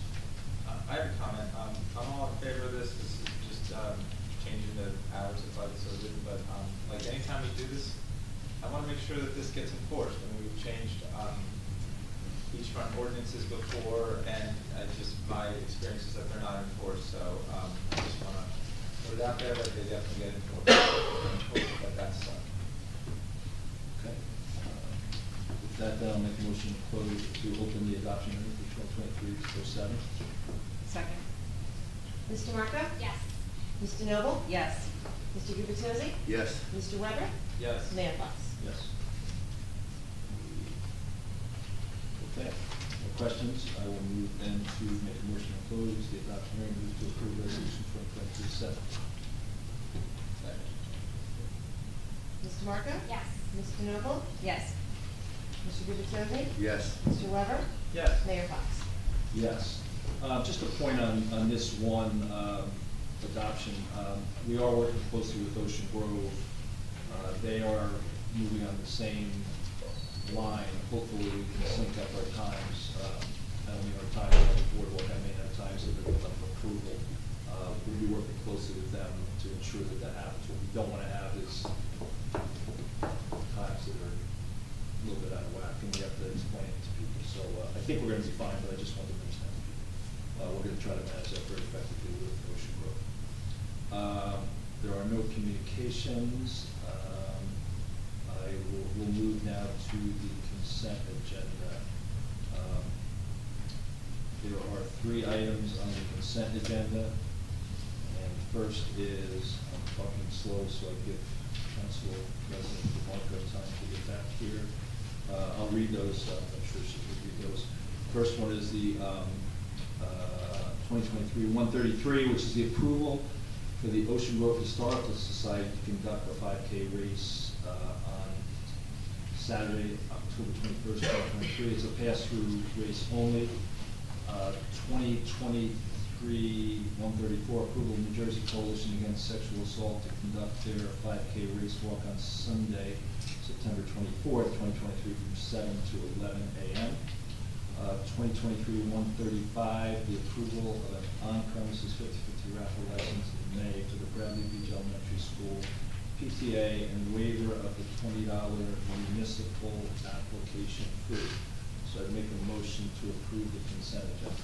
Second. Mr. Marco? Yes. Mr. Noble? Yes. Mr. Gubatose? Yes. Mr. Weber? Yes. Mayor Fox? Yes. Okay, individual resolutions. First one is 2023-136. Make a motion to approve the bill list 2023-136. Questions?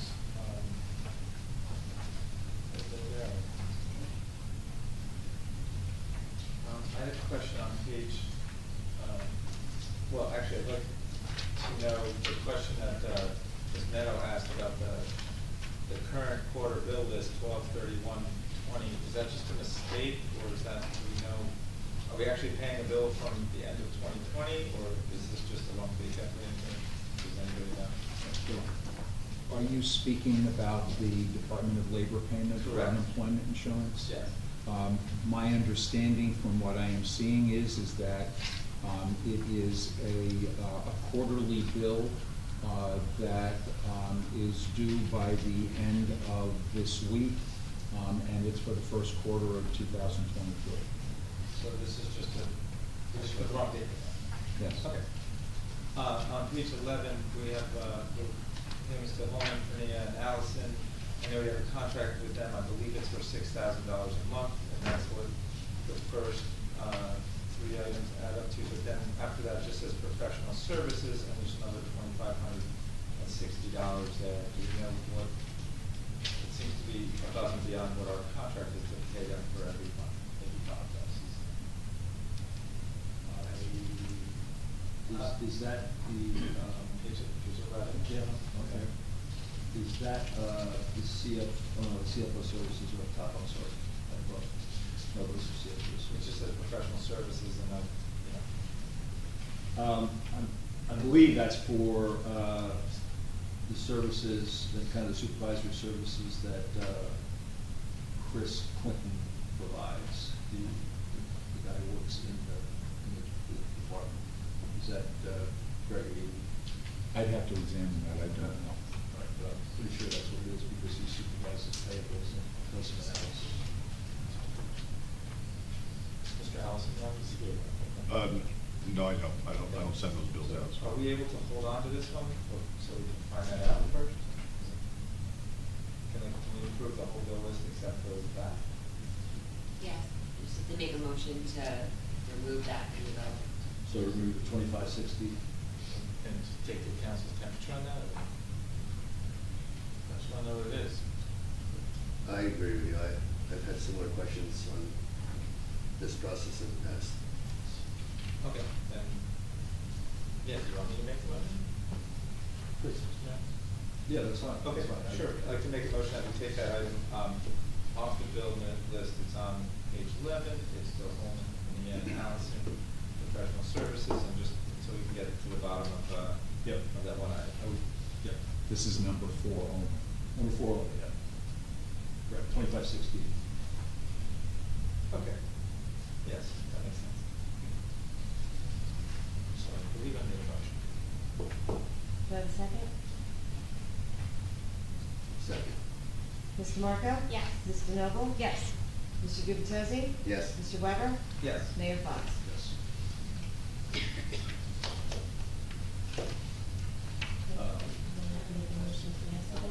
Make a motion to approve the bill list with that exclusion. Second.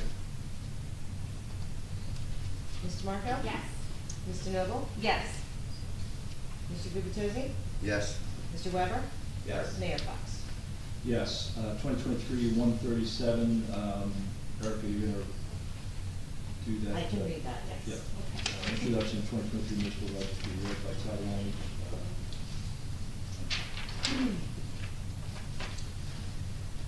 Borough of Bradley Beach, Resolution 2023-137, introduction of the 2023 municipal budget to be read by title only.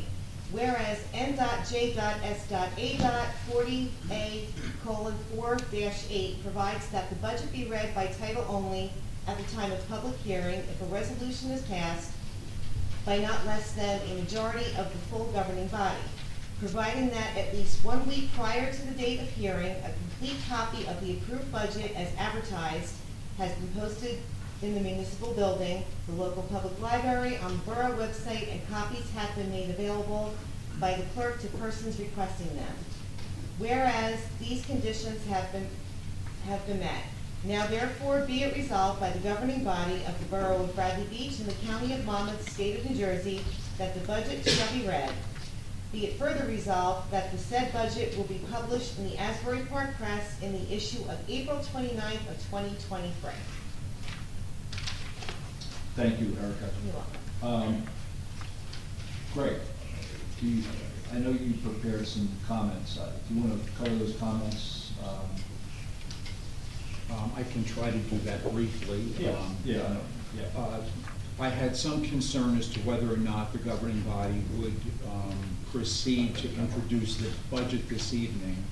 And so I wanted an opportunity to be able to try to identify what I consider to be the potential adverse consequences of not doing so. So what I believe to be in the best interests of the community and of the government, that the budget should be introduced this evening.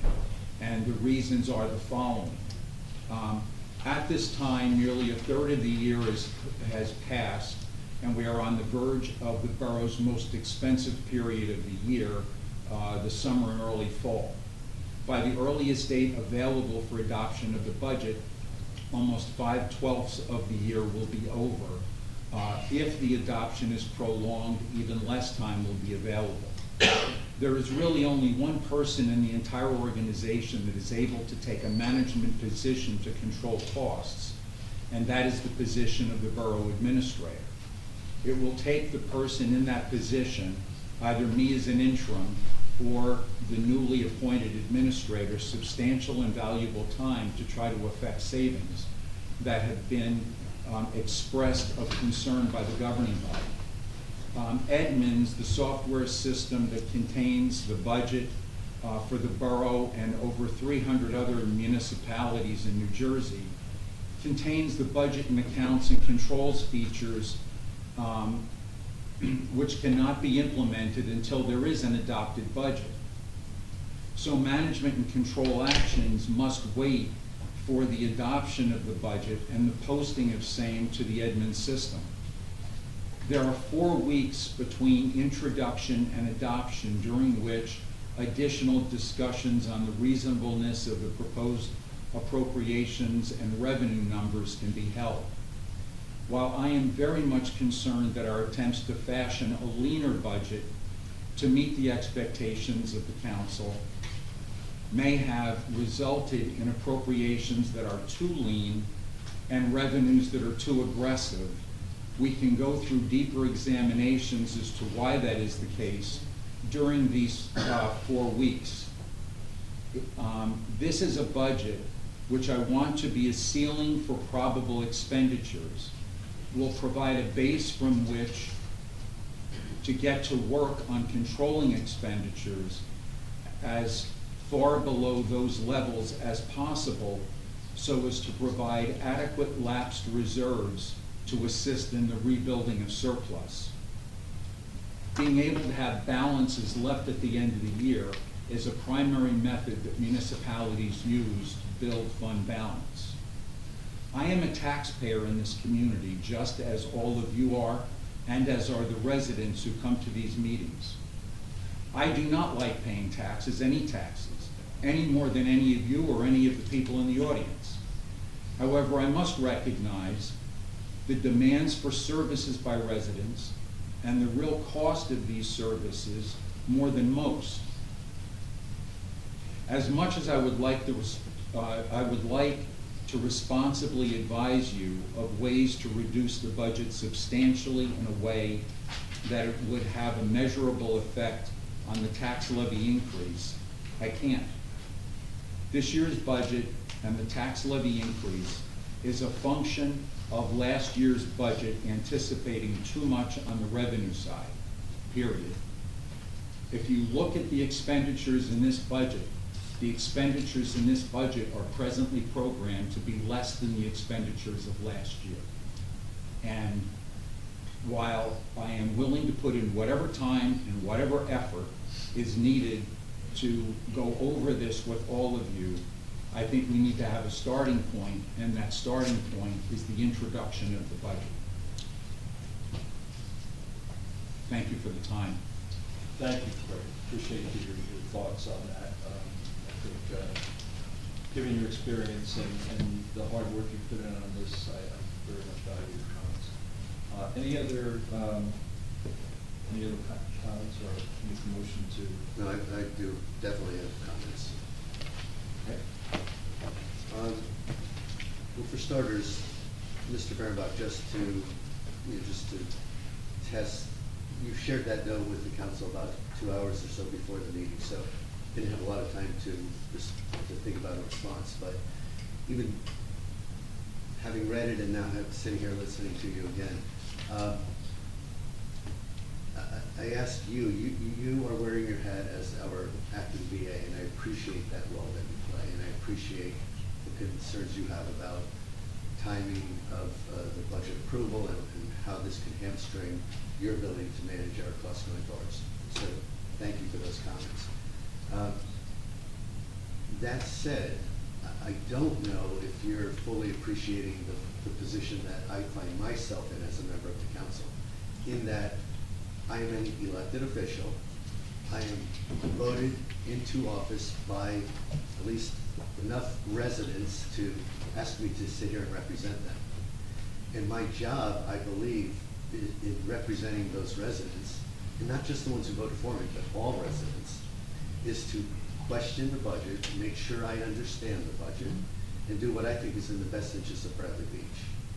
Now, you and I sat in 2 meetings in which I asked many questions. You've provided. I don't want to get into discussing, perceptions. I'm sure you feel more comfortable with the responses you've provided than I do. But I sit here tonight, echoing what I said 2 weeks ago in the council meeting, that I'm not voting for any budget that I don't understand. It's just my responsibility. I'm a taxpayer too. And I'm a council member who wants you to be in a position to control our spending. When you said moments ago that the projected budget for this year is less than last year, you realize, of course, that last year's budget increased almost 10%, the spend, not taxes, spend, $1 million, when we were trending up to that point around 200,000 a year.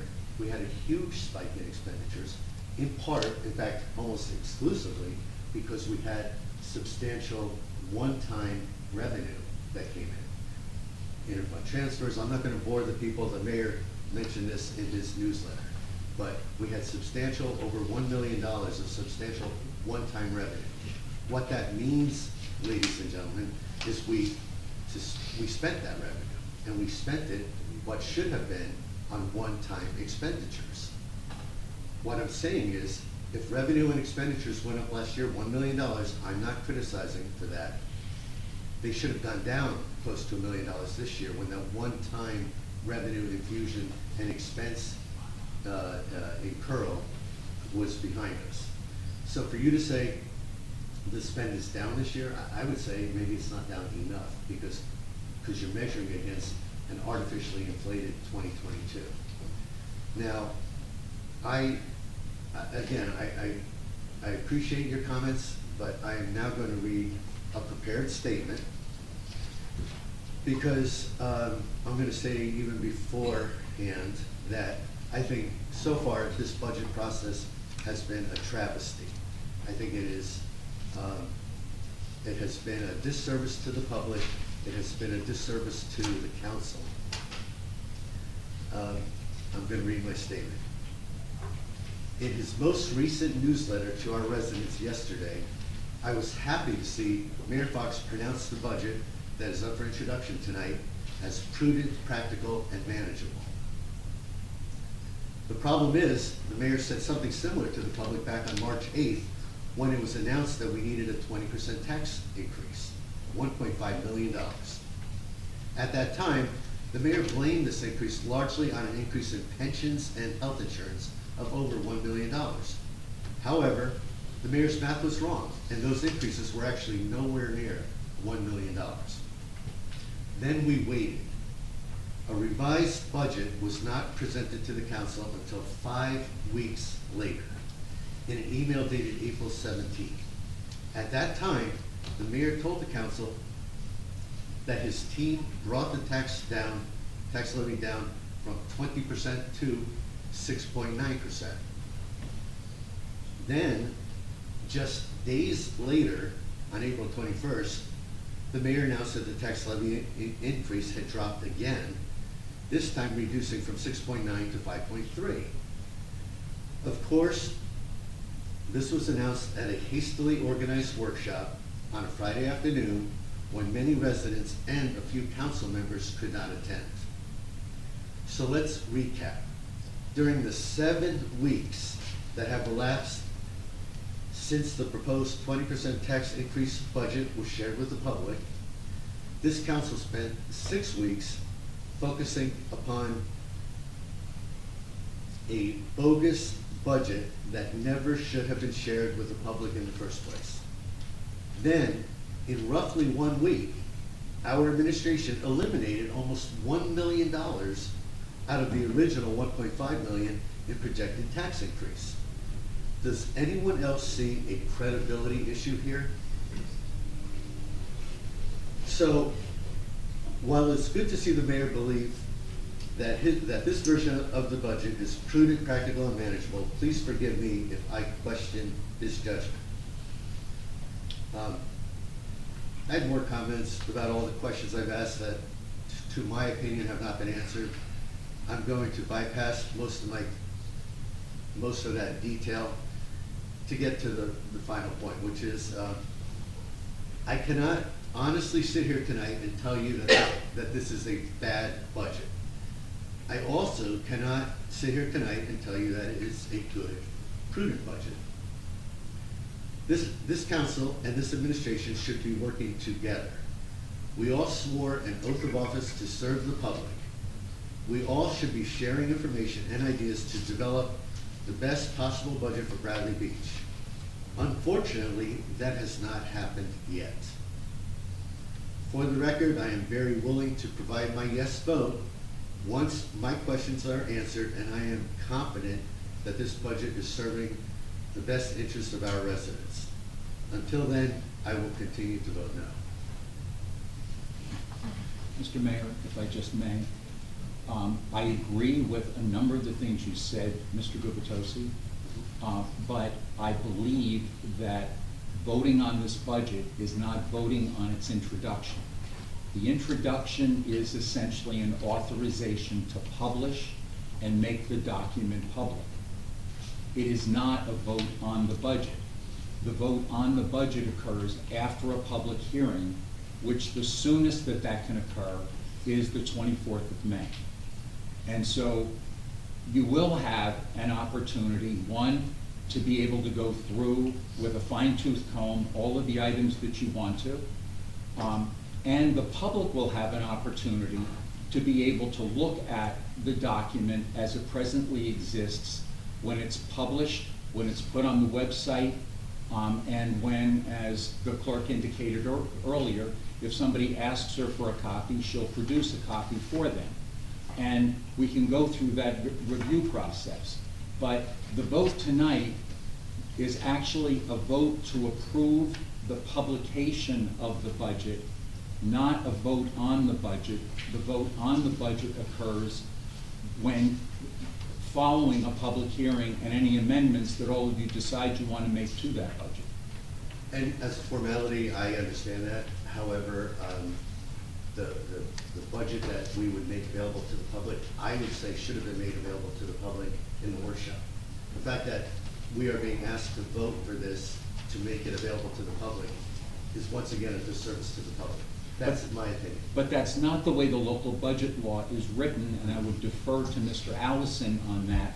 But the local budget law that we have to operate under and function is set up to work in the way that I just described, unless Mr. Allison wants to add something to it. Before you do, Mr. Allison, and I would welcome your thoughts, but before you do, this is a replay of an experience I went through on this council last year.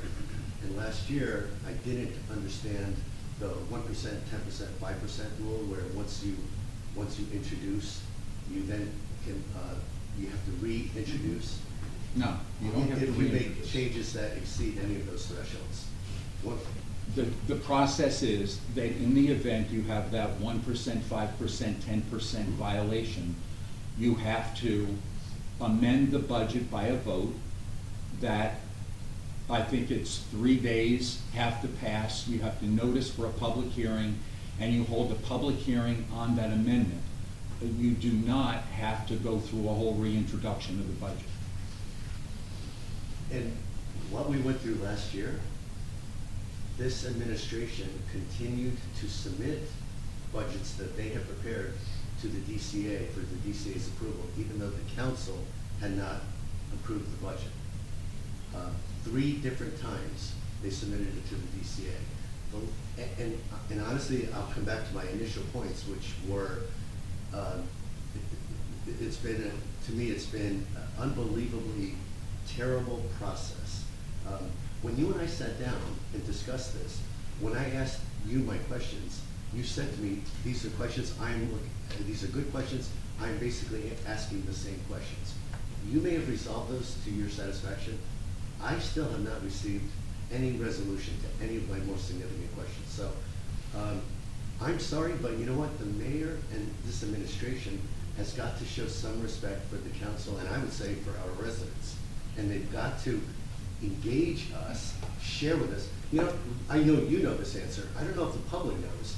For all of the comments I've made and all the questions I've raised, including my statement 2 weeks ago at our last council meeting that I was going to vote no, I telegraphed. That is a person calling for help, begging for support from our administration. I got nothing. You know how many times public I have sat down and been able to meet with our CFO, Mr. Elson, this is for your benefit as well. One time, scheduled for 1 hour, it ran 90 minutes, so I got 90 minutes with the CFO. Very intelligent young man, no criticism other than lack of availability. I'm not blaming the HFA or the CFO, I'm blaming this administration. I've had no access to the CFO, and in the one meeting I had with him, I asked a lot of questions, and he basically promised to get back to me with answers. That's more or less where I've left it to this day. So now, Mr. Allison, I would welcome any comments you have. I don't know how close you've been to the process, but I will tell you that I think Mr. Menino has worked very diligently with Mr. Fehrenbach, with the mayor. I'm not saying the administration has not worked very hard. I think they have, but I think they gave us garbage 7+ weeks ago on March 8th. It was a waste of everyone's time. When the mayor said in his newsletter that, now that we initially just captured the budget that all of our department heads requested, and then we shared that with the public. By the way, the council saw that at the exact same time the public saw it, so the council has had no input throughout. But at that time, the answer was, well, we just provided what all the departments requested. A $1.5 million tax increase at that time. I mean, does anyone think that maybe someone should have questioned that and said, hey, let's sharpen that pencil again before we go through this process with the public, before we embarrass the rest of the council and announce that we need a 20% tax increase? And then we waited 6 weeks. For 6 weeks, I kept asking questions about that budget, and I basically got no answers. I'll show anyone who wants to see the answers, anyone who wants to challenge that and say, no, Mr. Gupta, you did get answers, I will show you the responses. They were largely along the lines of, you can look it up yourself. You can find these answers. Look here, look here, look here. I sat in a meeting with Ms. DeNoble, and she heard every ounce of what I'm telling you, that I asked questions, I was told they were good questions, and then we never got answers. So at this point in time, I'd be doing a disservice to me and to the oath I swore to the public to vote for anything that I've had no input on. Okay, thank you, Councilman. I'll make a couple of comments here. This 5 or 6 weeks you're talking about, as I've communicated, there was a lot of work done by department heads, made a significant amount of reductions, almost $200,000. We scrubbed the capital improvement and made cuts and made deferrals going out in time, and we did take a zero-base relook at salaries. In all those cases, we found about $800,000. That was a process that took weeks, I would say 4 to 5 weeks, and it was not a simple process, number one. Number two, this hastily called meeting on Friday, we actually were accommodating one of the council people that could not make a weekday to have this meeting. So it wasn't, we didn't target a Friday afternoon meeting to eliminate attendance. It was out of necessity and trying to defer to one of our council people. Last Monday, we did provide, last Monday morning, a number of files that were at a detail level, which showed comparisons by year of the budget, which is supported by some of the workshop items, the workshop presentations we did on Friday. To your earlier point about the first workshop, unfortunately the first workshop was something that I pushed with the CFO and the VA, because at that time the VA was leaving. And I don't know if you recall this, but the VA was out for a pretty significant amount of time on medical. So did we have the time to do that scrub? No, we didn't. I made the call at that time to say, look, let's have a workshop, see where we are, and we'll certainly go from there. So yeah, there were some extenuating circumstances. I believe, and I'll stand by the fact that I think this is a good budget. I think we have 4 or 5 weeks to answer any questions and go through any questions that people have. And I'll just leave it at that. I have a couple comments. Just want to welcome the members of the police department that have joined us. Hi guys, I didn't know you were so interested in the budget. Nice to see you. And as Councilman Guttosi spoke, I was reminded of the fact that last year I felt like we were encouraged to introduce the budget and then we could change it, and then as we tried to change it, we were told, no, we can't do that, we can't do that. 1%, 5%, 10%, all that stuff. So that just brought back a memory from last year. So thinking about that Anybody else? Mr. Mayor, can Mr. Allison just comment on the 1%, 5%, Oh, yeah. 10%? Yeah, I'm sorry. Sure, that, there are certain amendments, so if you were to introduce tonight, and you have 4 or 5 weeks of which to further massage the numbers, get more into detail, and come back with amendments to the budget, amend the budget. Certain amendments, depending on their size, may require an independent public hearing, which means that you would actually, if this was 5 weeks from now, and you would pretty much say, okay, except for, we think that this budget is fine, but we're gonna make a certain amendment. This amendment, according to statutes, needs to have its own separate public hearing. Then, at the next meeting, you would have a public hearing on that specific amendment, and then, if that passed, then you would pass the amendment and then pass the entire budget. A lot of amendments don't require hearings, but if it meets that, that 5-10 rule, then you would. And is that a standalone public hearing, or can that be done in the course of a council meeting? Oh, of course. It can be done both ways. Yeah. I mean, if you wanted to, I've seen towns who want to get their budget out, will say, okay, we're gonna have a special meeting just on this amendment, we're gonna have it, whatever the closest date is, so that we can pass the amendment, pass the budget, so we can get going on the issues that the BA talked about as far as getting the budget and the admin system, and he being able to do his job, I guess. There was one other point that was made earlier about submitting the budget to the Division of Local Government Services. There is a requirement on the borough that following the introduction of it, that introduced budget be submitted to the Division of Local Government Services for review and for comparison against the annual financial statement. And they will then come up with, I've seen as many as 5 or 6 or 7 pages of questions that they want answered prior to a public hearing being held, because they want the opportunity to be able to make changes to the budget in the event the governing body's interested. So at least one of those reviews had to be done prior to the public hearing on the introduced budget. You would then have to make another submission to them of any other changes that might be part of an amendment. I don't know anything about 3 submissions, but I am familiar with the fact that there are, when there is an amendment, typically 2 submissions. Yeah. In the case of last year, we ran those things by DCA to ensure that there wasn't any issues on their side. 3 times. Yes, 3 times, that's correct. Without council support of any one of the 3. I don't know if you heard what Greg said. No, I'm just saying, it's like, why You're not- waste you're not- everyone's time? It's not Everyone's. wasting everybody's time.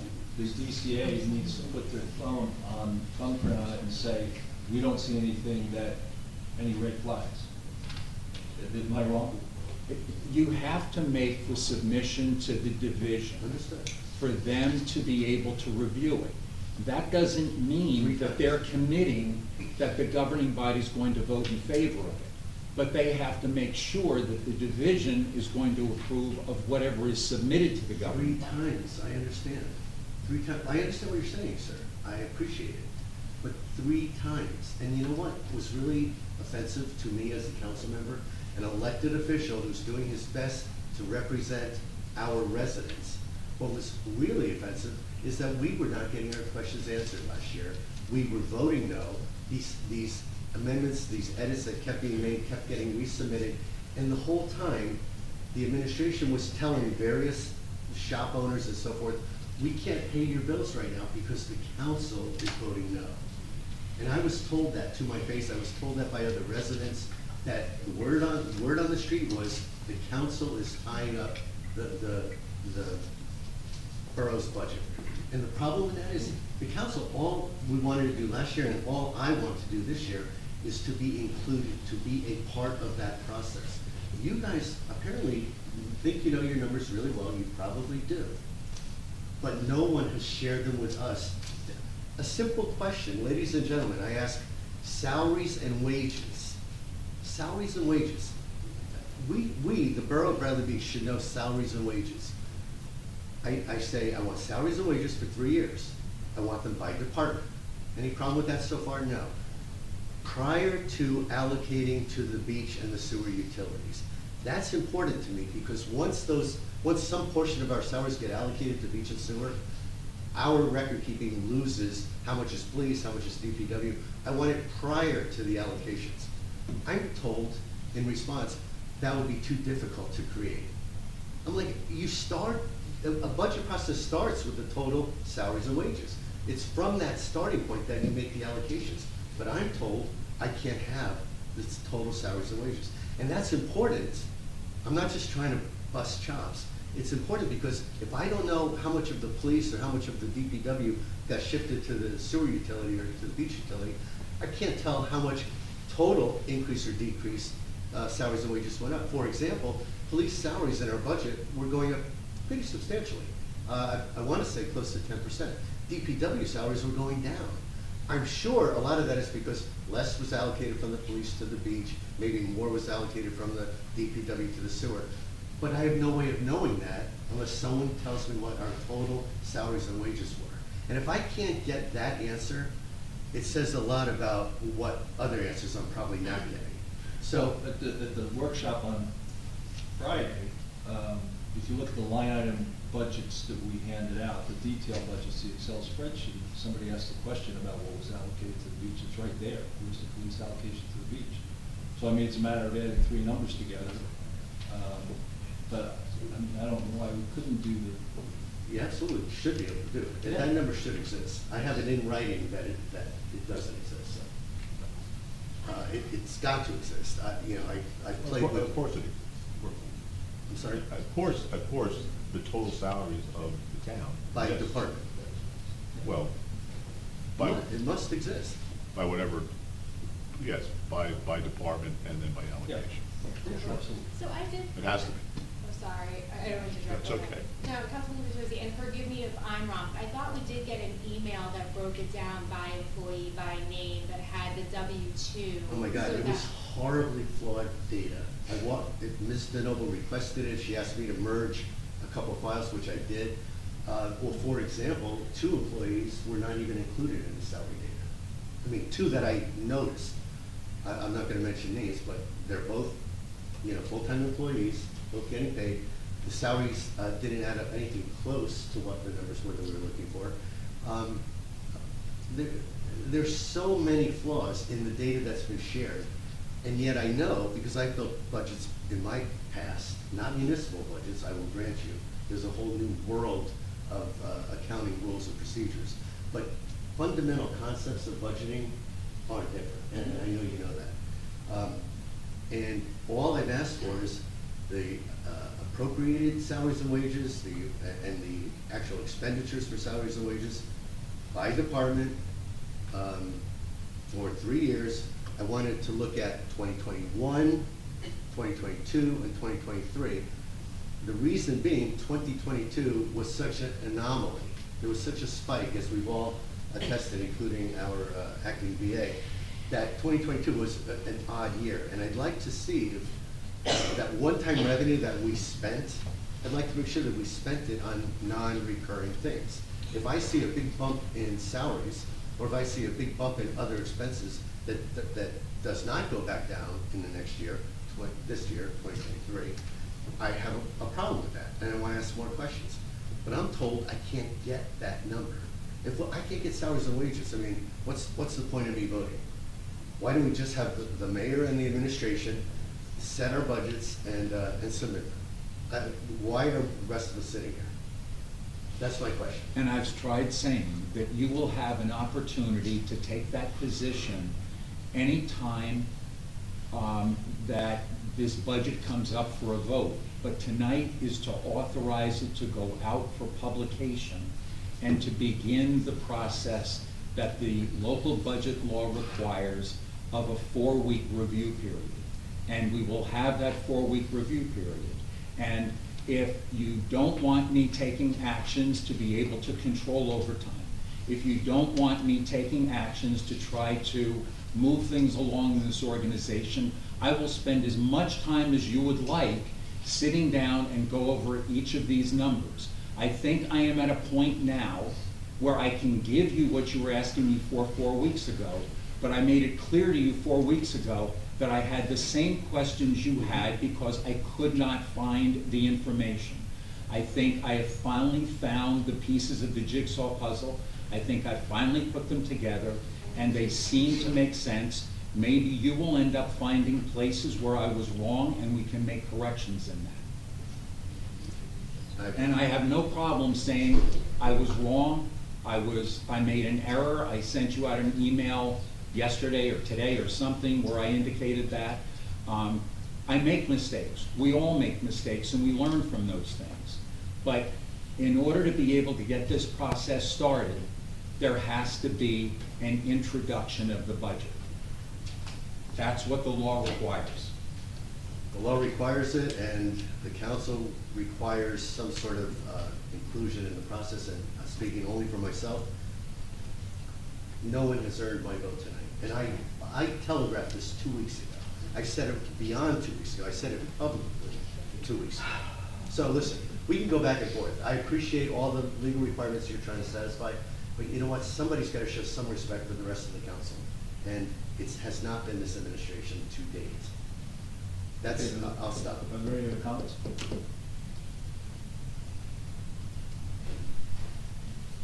Okay, then we will move towards voting for 2023-137, introduction of 2023 municipal budget to read only. A second. I'll second. Mr. Marco? I just first want to say thank you, Mr. Fehrenbach. I think you explained some things very succinctly, and I appreciate that. I am voting yes. I personally had over close to 30 questions that I asked the CFO, and I got answers, but not my experience isn't everybody else's experience, and I recognize that. Mr. Marco, you didn't even share those with us. Did I miss that? I can forward it to you. No, thanks. Thanks anyway. Mr. Noble? I'm still waiting to see a comparison between 2021, 2022, 2023 with capital outlays, budgeting versus actual spend over the last 3 years. I think we should have a roundtable with the public invited to really work this out, and I'm gonna say no. Mr. Gubatose? Absolutely no. Mr. Weber? I will telegraph the thing that concerns me about the budget, and it's that the fire department is not getting what they are asking for. Not even the thing that was brought up tonight with the grant for the new truck, just their basic budget. Well, I think you can explain it was a one-time deal with the fire department. Last year and previous years. You have the whole budget process to explain whatever you want to me. I just wanted to make a statement before I vote now. But I thought you were asking a specific question. No, I said I'm telegraphing my concern on the budget, so that's why I'm voting no on this. Mayor Fox? Yes. Okay. Thank you. We'll move to the next item. 2023-138, temporary budget out appropriations. Make a motion to approve 2023-138. Second. Mr. Marco? Yes. Mr. Noble? Yes. Mr. Gubatose? Yes. Mr. Weber? Yes. Mayor Fox? Yes. 2023-139, award of contract to Coast Cities Equipment for the purchase of a hook lift truck for Department of Public Works. Make a motion to approve 2023-139. Second. Mr. Marco? Yes. Mr. Noble? Yes. Mr. Gubatose? Yep. Mr. Weber? Yes, and I appreciate the work that went into this and the people that found the used truck and all that, so yes, thanks. Mayor Fox? 2023-140, contract with BlackRock Enterprises for 400 block of Valley Boulevard. Make a motion to approve. A second. I'll second.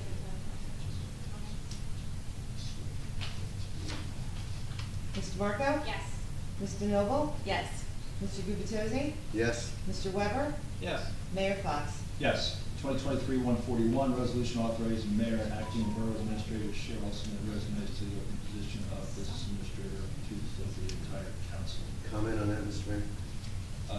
Yeah, right after I'll make the first comment. Please. Can we get a second?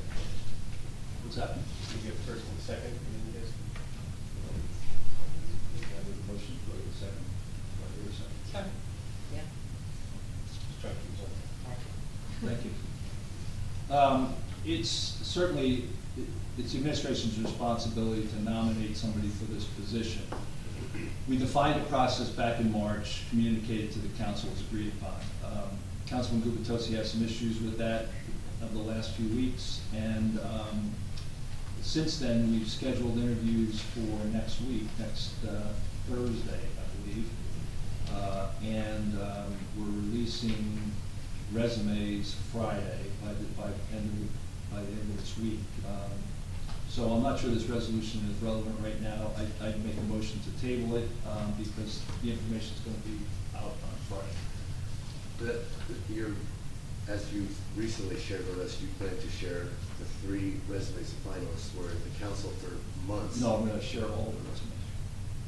Well, okay, and you okay, we're not even gonna go down the path of misinformation shared with me in the past. Let me simply say that without this resolution, we have no assurances that you will do what you've said. So I see no reason to consider withdrawing or tabling this resolution. Okay? You didn't have a motion to table it, did you? No. Okay. Just making sure it's about to. Yeah, it's like making sure I didn't second something to table it, so. So let's move forward with the resolution for the sake of time, because either way, this is, the information is going to be forthcoming with some, clear parameters around confidentiality, which has been one of the issues in the past. You seconded this, correct? Okay. Yes, I did. Mr. Marco? So the process as it was communicated to me has been followed. That being said, I cannot claim to be aware of every single piece of communication between council members.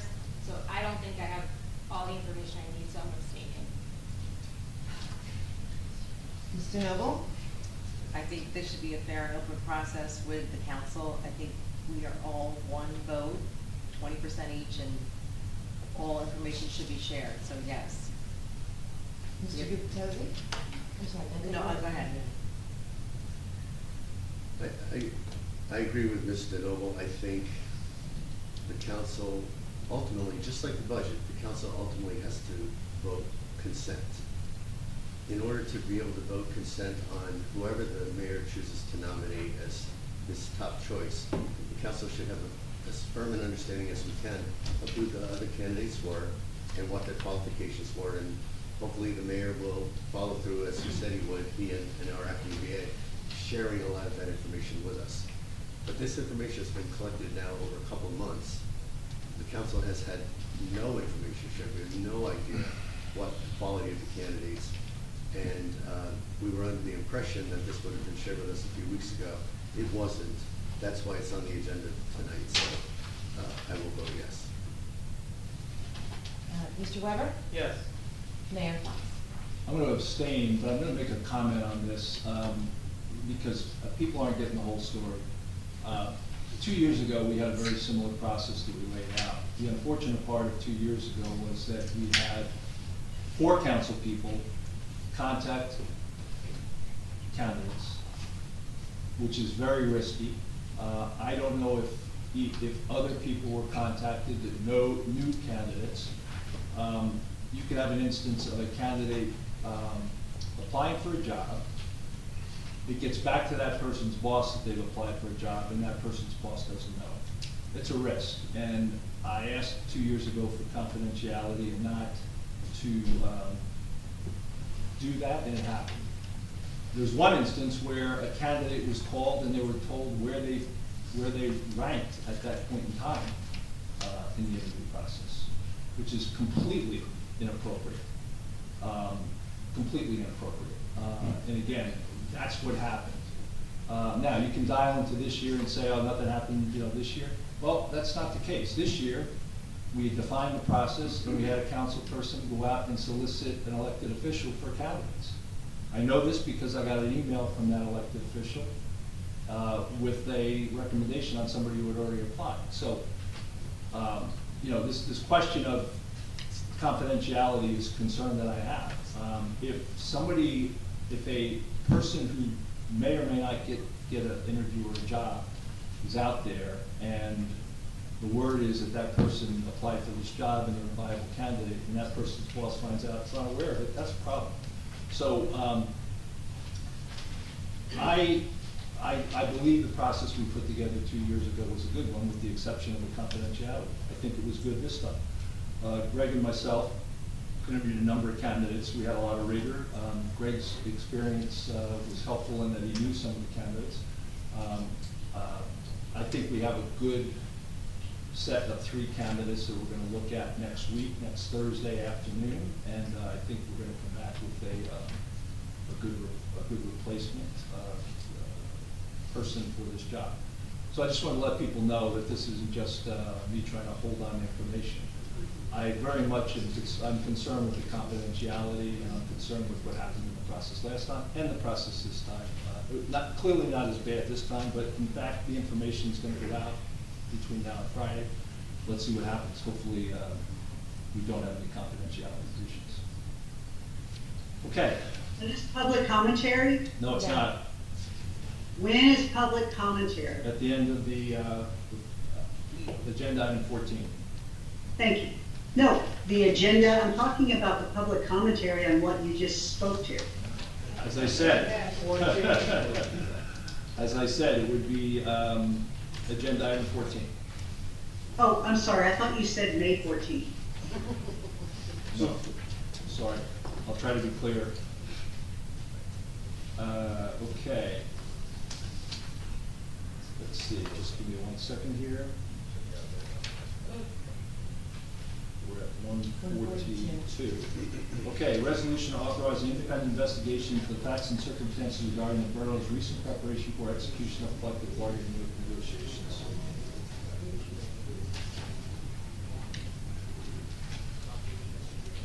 Ask me the comments.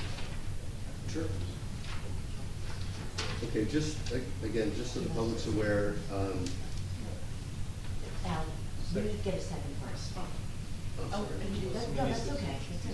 You need a motion? Okay, we need a motion and a second.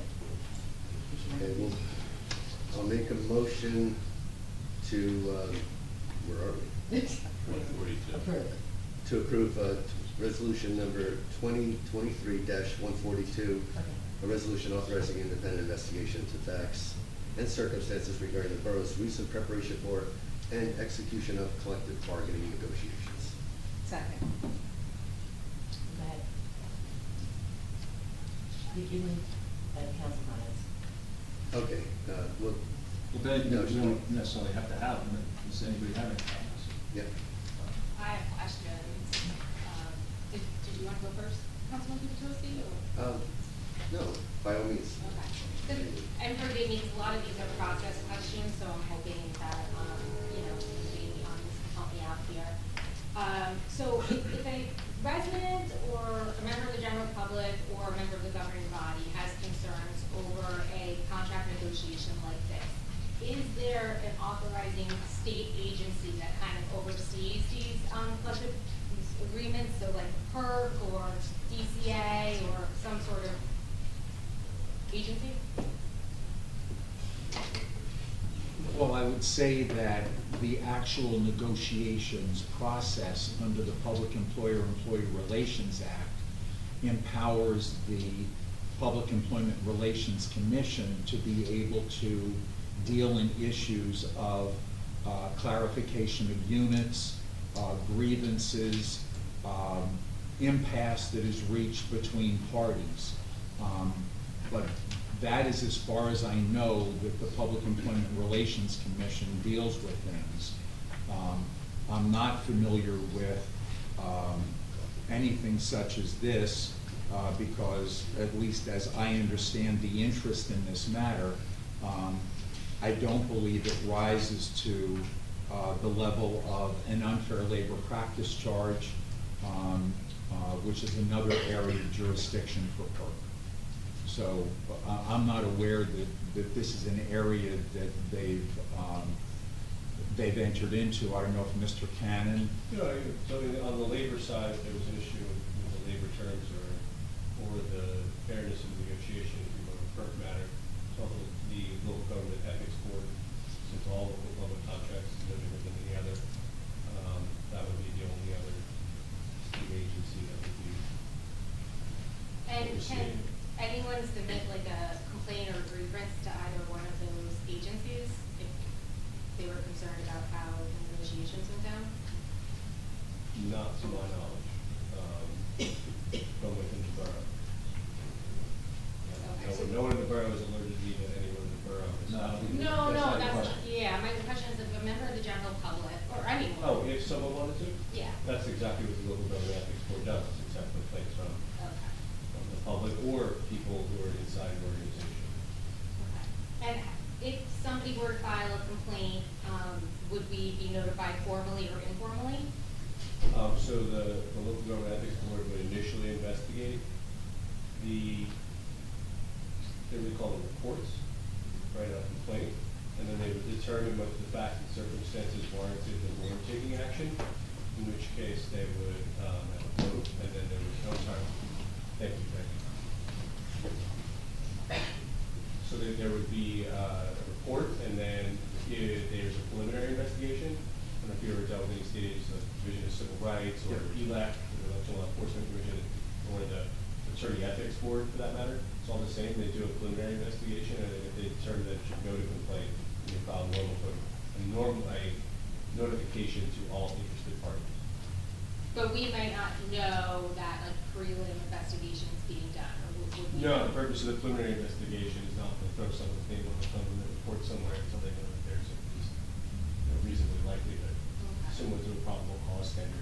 Please don't arrest someone if they think something. I'd have to disagree with you on that, Greg. I think that in all investigations, the defendant is noticed in every situation, at least with regard to police departments. So if you look at it in the police department, you might not notify a suspect that they're under investigation, but when you file the summons or warrant, there's actual. If there's a formal investigation, you have to, you must do that. And I can't imagine that any other state agency doesn't do it that way, but My point to you is like if you're investigating someone for suspected drug dealing, right? You don't go up on their door and send them a letter. That's beyond what we're talking about here, I think. But it's a similar, I mean, one's a civil process and one's criminal, so obviously the criminal. And I agree, and I see the difference between the two, but I disagree with you on the fact that you think that if there's some sort of investigation, that there wouldn't be some notification on that. Absolutely there I was. mean, I'll give you, I don't have any personal experience with the criminal. I do. I have personally. Okay. Absolutely. So in, for example, ELAC, if you file an ELAC report, they don't notify anybody until they determine that there's some sort of variance, be it bank accounts, and then they file a small target letter. But that's not technically an investigation at that point. At that point, it's just an allegation. So there's a difference between the two. I think you'll agree with me on that. Yes, what I'm saying. Okay. I All right. don't I just agree want that to, it's stepped up I'm not going to before. disagree with you. I'm not going to disagree. I'm just saying that when it comes to investigations, the defendant or the alleged defendant absolutely has to have the ability to know that the investigation is taking place. I know that for a fact. But in these state agency cases, there is no defendant until they make the preliminary determination of merit. So if someone makes a report, they're the subject of. If someone makes a report to a public agency, then the agency has the right, has the obligation to notice that. Absolutely. Yes. Yes. Once Okay. they get to that point. Okay. Fundamentally. An allegation is an allegation. I don't know what you're talking about as far as, making, the investigation begins when there's an allegation, okay? That's technical investigation. We're not talking about a drug situation here. We're not talking about an officer, a police officer, being accused of corruption. We're not talking about anything there. We're talking about an allegation on some sort of violation. It's apples and oranges, Greg. Apples and oranges. I understand what you're saying. Okay. Well, in the case of this process, there would be a report to that agency, and the agency determines if it's necessary to make a complaint. Some agencies give you the opportunity to respond, some don't. local government ethics board or these sort of public trust agencies, they typically don't do anything official until they determine there's some reason. Correct, so that therefore, if someone called up and said, I think that some A, B, and C is happening over there, and they don't see any kind of credibility there, they're not gonna follow up on it, and they're not gonna notify anybody. They're not gonna do anything. We would never go to complaint. That's right. Yes. Just on the same page, that answer your question. Yes. So, just to be clear, the Borough of Bradley Beach, we have not been formally or informally notified that there is investigation already occurring. I have not, and in the past, I have been notified when that happened. I would get notice that as borough chairman, that's why I said, my initial answer, no, I'm not receiving any notice. To that effect. So it doesn't exist to the best of our knowledge. There's no complaint that I'm aware of. To the best of our knowledge, it doesn't exist. Correct. If there was, we would not. To the best of our knowledge, it doesn't exist. I'm asking you a question. It's a yes or no question. To the best of our knowledge, it doesn't exist. Correct. Thank you. Be a good lawyer. I know. So, I guess, what I'm trying to ascertain here, right, is a couple of things. One, is there already an investigation going on, and are we gonna be spending money on something that's already happening? And two, is there a way to accomplish the goal of the resolution not using Bradley Beach taxpayer funds? Is there a state agency that can perform the work and do it not on Bradley Beach taxpayers' funds?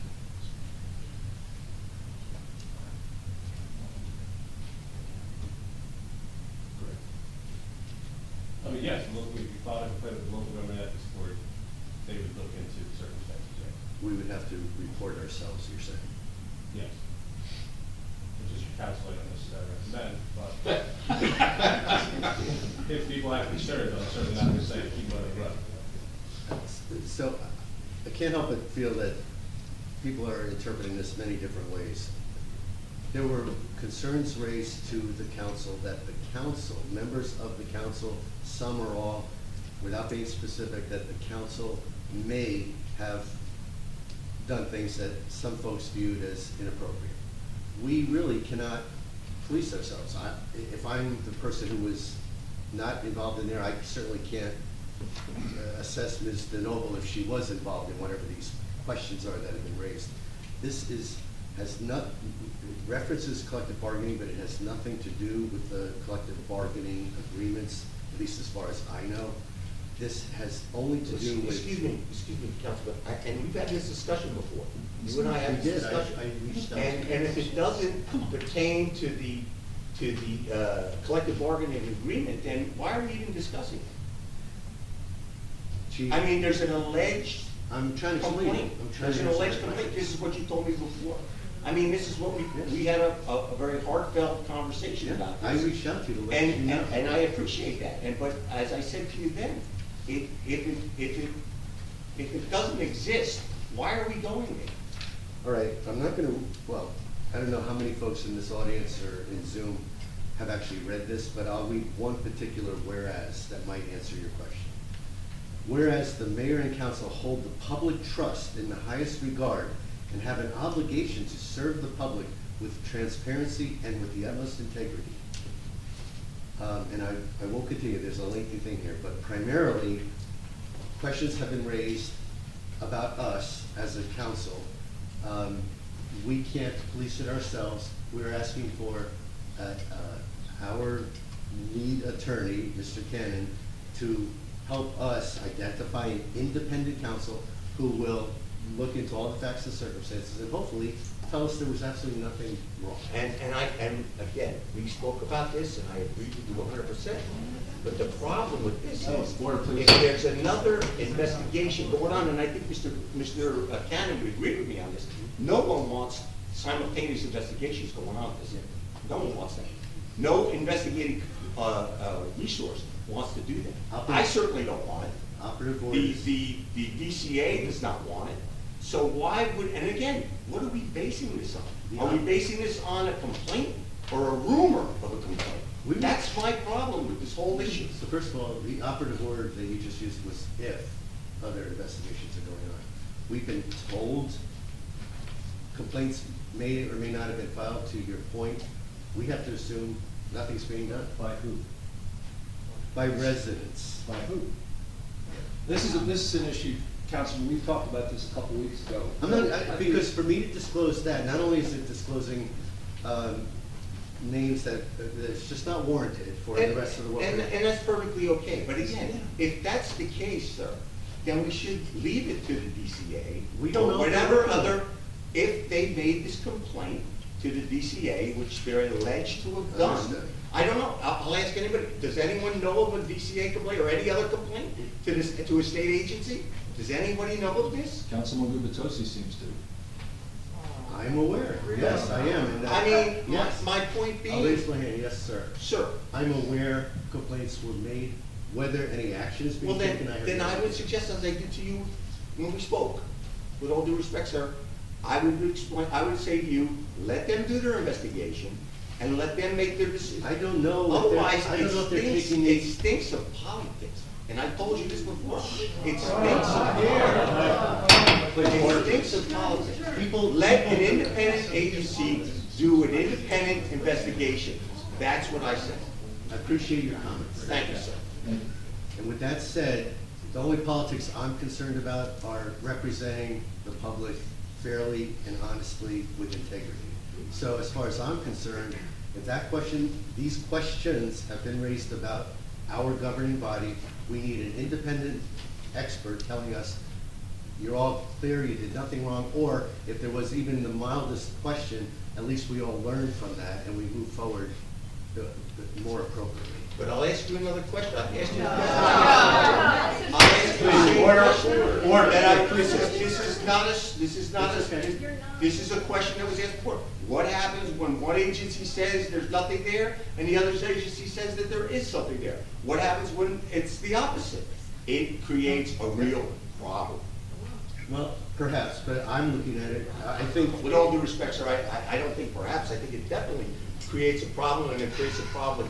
Let an independent agency handle it, and if something's wrong, sir, please, go ahead and do it. I appreciate your comments, I appreciate it. Bottom line is, I'm sitting here on this council, the council is aware of questions that have been raised about us. At least I, for one, I can't speak for my colleagues, would like to see an independent assessment of the situation. Look, if there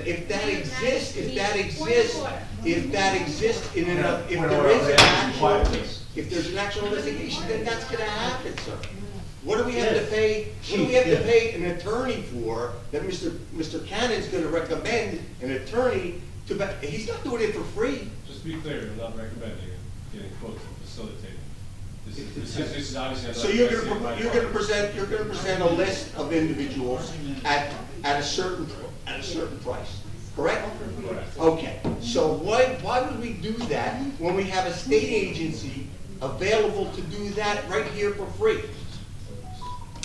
That's my point exactly. And this is nothing new. You and I had a long conversation about this. We absolutely did. And we're more or less saying. Did I surprise you with any of it? No. Thank you, sir. Thank you. No, thank you, sir. Thank you. Any further comments by council? Yeah, sorry to get back to the logistics of it. So an earlier version of this had a cap of 7,500. Just wondering why that language got removed, and what's our anticipated cost to this? So the original resolution wanted to authorize me to basically undertake commencing the investigation, and I don't really think that within my views for attorney or really appropriate. So as I said in the email, I sent a resolution back that I'll get the proposals and we'll bring them back and talk about the executive session like any other contract. You guys will make the decision as the decision makers. I don't think it's my place to be the decision maker as to who conducts, how much we pay, and all that sort of stuff. So I changed it to make it more flexible for you people to make decisions. That's why it's removed, is that he's not authorizing the expenditure or anything. What, just if you had to ballpark, what would you say is the cost? $5,000 to $10,000.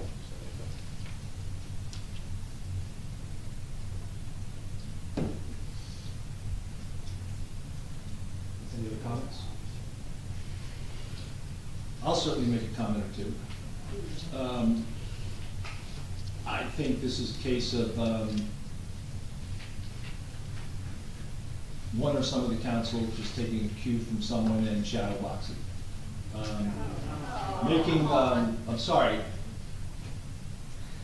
making something of nothing here, something of nothing, is step one.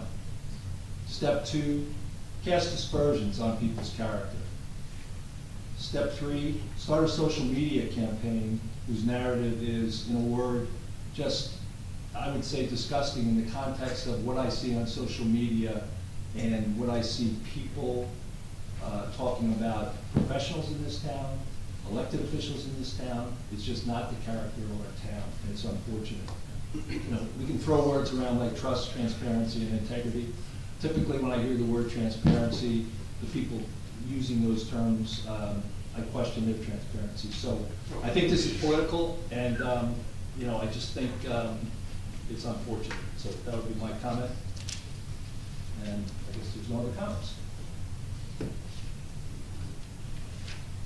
Okay, so, shall I make a motion, Erica? You made the motion, you seconded, Mr. Yes. Noble? Okay. Mr. Marco? So I was prepared to vote yes on this, to be honest. I'm just having concerns that this is what it kind of always comes down to, is approach. Is there another way to do this that will still accomplish the goal, the intent, but not cost taxpayers money? So I'm a no, but yeah, I'm a no. Mr. Noble? Yes. Mr. Gubatose? Yes? Mr. Weber? Yes. Mayor Fox? No. Okay, let's move to 2023, 122, authorizing purchase of beach access max and connector to the state park contracts. Previously tabled on 4/12/23. Make a motion to approve 2023, 122. Comments first? Sure. Do we have to? Motion and second. It was just motion and second. Keep you on track tonight. All right, because it used to be that once we made the motion. Well, the theory is it's not worth discussing if we can't get a second. Okay. That makes sense. I'll second. Go ahead. Okay, so, well, just simply, Mr. Mayor, thank you for the documentation you've provided to us based on your beach access committee recommendations. You shared with us that you're significantly reducing the original number of beach mats requested. Originally it was 325, cost of $80,000. We're now down to 156 mats at a cost of $38,000. So you brought the cost just about in half, which is appreciated. That said, this is still a number 3 times higher. In our last council meeting, my own rough numbers suggested something closer to 50 mats. I got a very rough schematic of somebody sketched out a beach. But I have no idea where that 156 number is coming from. Well, some of it is that there was mats required from the actual mats that we have today to connect to those handicapped lockers. So not only in front of the handicap lockers, but some mats getting through those. I can tell you that the group got together, and there is actually a schematic up there that they didn't take down. Greg spent a pretty good amount of time validating that we had the right number. We actually had a number a little bit less than that, and somebody actually forgot one of the beaches just for handicap mats. So it's been vetted pretty rigorously, and we believe that the input, we took the input of the council. We moved a lot of things into a test mode, or just to do a one or two and see how it goes. So that's what the team did. I mean, you've tested it among yourselves, and you've got a rigorous analysis, and apparently somewhere along the wall there's numbers, but can somebody talk us through 156? My own math, doing a pilot of 1 or 2, depending on how many mats you use for the tee, was closer to 50. So I'm way off, and I'd like to understand, your own summary says you want to do this on two ramp beaches. Right. Which is much better than 11, so thank you for that. But if we're going from, typically, I'm reading your email, from 11 beaches of some, activity to testing it on 2. Right. That sounds really good, but then you're only dropping the number of mats 50%. Right, and as I said, the connection between the actual current mats to those lockers, there is space there that had to be made up with mats, otherwise you'd have mat, sand, mat. So that's, and Diageo actually went through and went to the beach with the beach guys, the guys who do the mats, and actually measured out. Greg, I think you pushed them. There are 10 mats needed for each beach access point to be able to get to the handicapped lockers before you get to the lockers themselves. Okay, so take my beach as an example, Fourth Avenue Beach. We have a ramp. I think that actually is one of the beaches that the mayor included as potential for the T. We have typically Moby mats going right from the ramp, right down the, running east to the water, basically. Yes. Now, we need to extend from that central ramp one way to either left or right to get to the 3 handicap locker units. Correct. And I presume that would be too wide to have 8-foot width. I presume, I don't know. In front of the locker. They're 6 feet wide. 6 feet long, 4 feet wide. Yeah, 6 feet long. And so you need, if you're only going to one side, you need either 2 or 3, depending upon the side you're choosing, because it's either approximately 12 or 18 feet between the edge of the locker and the edge of the Moby mats And we are. that presently exist. And you said if we're going to only one side, that is my understanding, we're going to one side. Yeah. On the handicap, yes, correct. So, I don't know, does anyone have a schematic that shows the 156? Where is that? We had one, but it's not here. It's the, Oh. it's one, well, that's one we drew up during the meeting, but. No, over, that schematic next to the picture, right? Oh, there it is, okay. Okay. So you want me to get it and bring it up here? Because given how late it is, nobody's gonna be able to see it. I would appreciate understanding what about the building.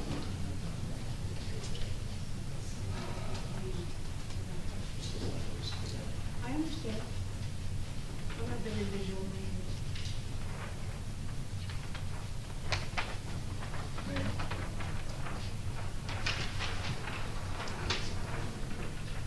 They want to explain that.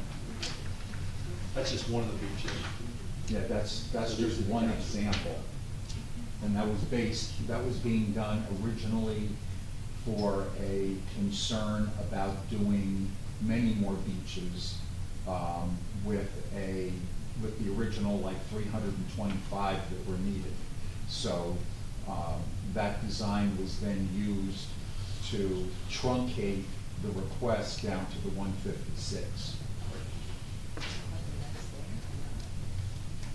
Larry, do you want to explain that? I don't know what's No, happening. the only, we said in the memo that we would test, I think it's Cliff and Grimley, but these are on every beach, because these deal with that's to get to. Right, but one side, they want to be. Yeah. No, so there wasn't calc on that, this was taken out. So there's the T's, there's 2 beaches, every beach that has handicap needs that. And we said we would test Cliff and Grimley. And this, again, this is drawn 6 feet, 1, 2, 3, 4, 5, 6.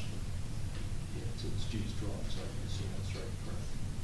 And I know these are 4 feet wide and 6 feet long. The way they're drawn, it looks like that's 6 foot. So 4 times 6 is 24. This says 36. I think that's Feet. 36 feet. And 6 mats, 1, 2, 3, 4, 5, 6, that's 4 feet. It's 24. Yes, that's good. Yeah, I mean, I just. So maybe he has it laid out as 6 by 6. I mean, it's 6 foot is. This is the- 4 feet, this is 6 feet. Well, I That's don't what know it appears. I don't know if his legend is, you know, Sure. I'm assuming if that says 36 feet, the 6 feet is 1, 2, 3, 4, 5, 6, so it's 6 feet. 6 times 6 is 36, that's not the object. So maybe just the way he drew it. For the public's benefit, we're looking at a graphic that shows very clear rectangular shaped mats. You would think the longer side would be the 6 and the shorter side would be the 4, but perhaps the number's misnumbered. Anyway, let's just go with 6 mats on one side times 11 beaches, you're saying? That's 10 beaches. Even though we're saying It's that. for handicap, that's a handicap. And then we'd be saying 4 more, or 8 more, if we do a T on 2 beaches. So 8 and 6 is 14 for 2, if we did 2. I'm just trying to give people a sense of numbers. So, okay, so 14 for 2 beaches is 28, obviously, we can do that math. And then everything else is 6 times however many beaches we think we should do this on. So, I'm not anywhere near the 150, but probably, I don't know. 28 times 6. No, 28 would be, they're doing these Ts. Oh, the T's, okay. That's 2. Right. Okay, so, I would just say something, I actually sent an email, but I never sent it, so I just want to say that I would suggest that you include an additional council person in these groups when you designate these ideas in the future. I agree surplus should be used for improvements at the beach, although in a planned and managed effort. The Moby mats the residents had on your beach at Evergreen were never approved to be there. Well, they were just excess. They weren't- Right, They weren't but approved. why have an improvement that only benefits locker owners? Because Public Works didn't want, I don't know, 10 or 12 mats just sitting idle. They get to the end of all their placements at the end of the. Right, but I'm saying, so. Let me finish. Okay. And my understanding, and I didn't know this till this year, was they just went to the first beach and any excess they just put on the first beach so that there was no excess just being restored. That was it. I get it, but, so now, it was kind of a bad idea, and now we're gonna make it even worse, and just spreading it all over. I mean, I think we've come a long way already. Last year, we had 0 handicap parks, we now have 33, okay? And it's special needs, you know, it's people that can't walk 200 feet, maybe they can't breathe, maybe they had foot surgery. So, I think, you know, if we make at least one beach really handicap accessible, even for people in a wheelchair, it would really be beneficial. These mats, they're gonna be additional cost, we have to factor in the installation, the maintenance, the removal, the storage, and DPW's time, and both gas and electric blowers are allowed, so we have to factor in the additional noise as well. And I've attended meetings where residents requested I've never been to a meeting where residents said, we need more Moby mats.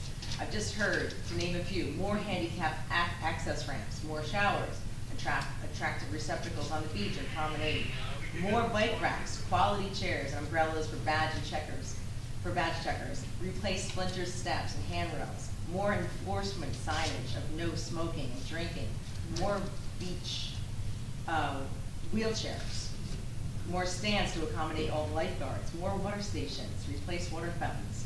So we've seen a lot of nice improvements that really benefit everybody and not just the locker owners. I'd say let's continue on that path. And that's something I could definitely support. So we have lots of options that I think are better options. So are we, Mr. Mayor, last time I asked this question and we tabled it to this meeting, but are we able to approve a lesser number or is it all or nothing on 150? I am uncomfortable that this team has put this together, and I don't want to, I'm sorry, but I don't want to wing a number and that's wrong. I mean, this group spent a good amount of time specking this out, going to the beach. So you don't share anything with the council until we get to the meeting in front of the public. That's not true, Councilman. I sent this memo out a week ago saying you went from here to here, here to here. If you have any questions, call. And Ms. DeNovo let I'm you know. sorry. I mean, over a week ago, as soon as this was done, I sent this out and said, here was the original recommendation, here was a revised recommendation. And we had no schematics, and even when you show us schematics, the numbers don't add up. Well, no, the numbers add up. If somebody wanted to see a schematic, just call them and get a schematic. I would have assumed that Public Works and the business administrator and the team actually pretty diligently went through this. And if you wanted to get to the schematic level, we'd be more than happy to do that. I mean, they're sitting up there and we'd be happy to have that conversation. Well, I think Ms. DeNovo made the reference, I'll second it. It would be nice if every once in a while, a member of the council was included on one of the teams that you assemble, just to get another council person's input, because we continue to put ourselves as a council in front of our public with all this disharmony and disagreement that doesn't need to happen if we communicate. I would agree with you, and in this case, I believe we did communicate. If there was further clarifications that were required, there'd be no problem with that. Zero problem. You communicated a really big number after we said 50, after I said 50. Right. And as of right now, asking you to share information, I still don't see the 156. And you know, we just looked through the numbers. We can't even tell that a rectangle with one long side is really 4 feet. I didn't draw the rectangle, sorry. It was your committee that did. Yeah. Yes, sir. If I can offer a suggestion, because of the timing, in the event you want to be able to have this happen at the beach, I'll just offer this idea. If several of you can come to an agreement on sort of a maximum number, not to exceed, come to an agreement on that number, and then we will schedule as soon as we can work out everybody's individual schedules, an hour and a half to be able to have all of those people together with a member of the council and the mayor, so that's 2 members of the governing body, to be able to go over, and between that council member and the mayor, you end up coming to an agreement as to what the number is that you want, as long as that number is below whatever you come to an agreement as to a not to exceed number tonight, so that we don't end up losing the opportunity of being able to acquire anything. I appreciate that recommendation, because I don't want to miss Memorial Day deadline. I see that as a deadline. I'd like to make good on our commitment to the public to provide some greater convenience for access to handicap lockers. I don't know that we need to, for example, do teas on 2 beaches. I don't know these. If we do 6 beach mats, I'll throw out a number. 6 mats per the mayor's schematic or Biagio Capone schematic. 6 mats, does that sound about right, Mr. Fehrenbach, to reach the lockers? That's what the schematic said. If that's what the schematic indicates, then yes. Depending on whether it's 4 feet wide or 6 feet wide, but that's what, it had 6 mats illustrated. So if we have 6, and do we need these at all 11 beaches? I know we have 11. No, we had none last year. No one's gonna notice if we don't have any this year. Well, we have I would one. love to have one for like a wheelchair, a person in a wheelchair who can get out there and sit on the beach. That would be great. But putting this idea out here for all these to have this carpet in front of all these lockers just doesn't make sense. Can I make a We're suggestion? not saying that. Can I make a suggestion, Well, Mr. Mayor? in front of these lockers that never had anything. Well, we never had handicap lockers before. Right. So, So we're saying put them in front of the handicap lockers so that. right, but I mean, like I'm saying, like we've come a long way. We didn't even have handicap lockers last year. And some people that, you know, they don't, not everybody's in a wheelchair, so you don't have to have these mats in front of a handicap locker. Again, we were at Asbury Park, they showed us what they were using for mats.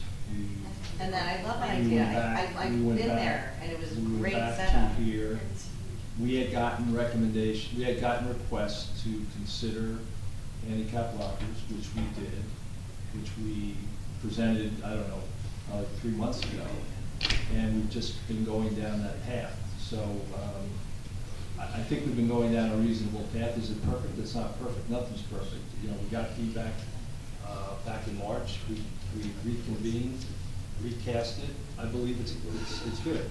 Can I make a suggestion from that? Sure. I think we can come to a number tonight, instead of going up and reconvening and all that stuff, so I'd be happy to approve 50 new Moby masks. If we were able to change the resolution, I'd be happy to make the motion to, yeah, however you want to do it. We need council, I'm sorry, we need Mayor Fox to do the 50, we need Mayor Fox to withdraw his original motion, which we're creating at the moment. And then we need a motion to amend the resolution to be 50, and then we need a motion to approve that. So withdrawal, motion to amend, motion to approve the 50. Then we will amend the resolution to memorialize it accordingly.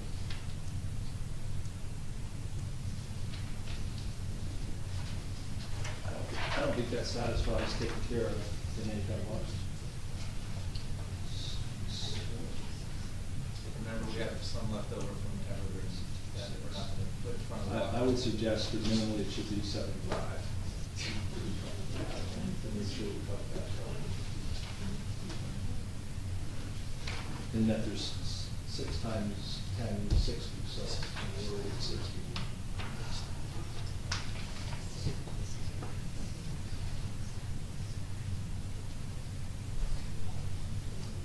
Okay, I'll offer that I've been a proponent of the 50. I'm not saying anyone's going to be swayed by my opinion, but I'd be willing to do the 70 or 75 even. I think it's a burden on our DPW. It's a burden. I agree with a lot of what Mr. Noble is saying.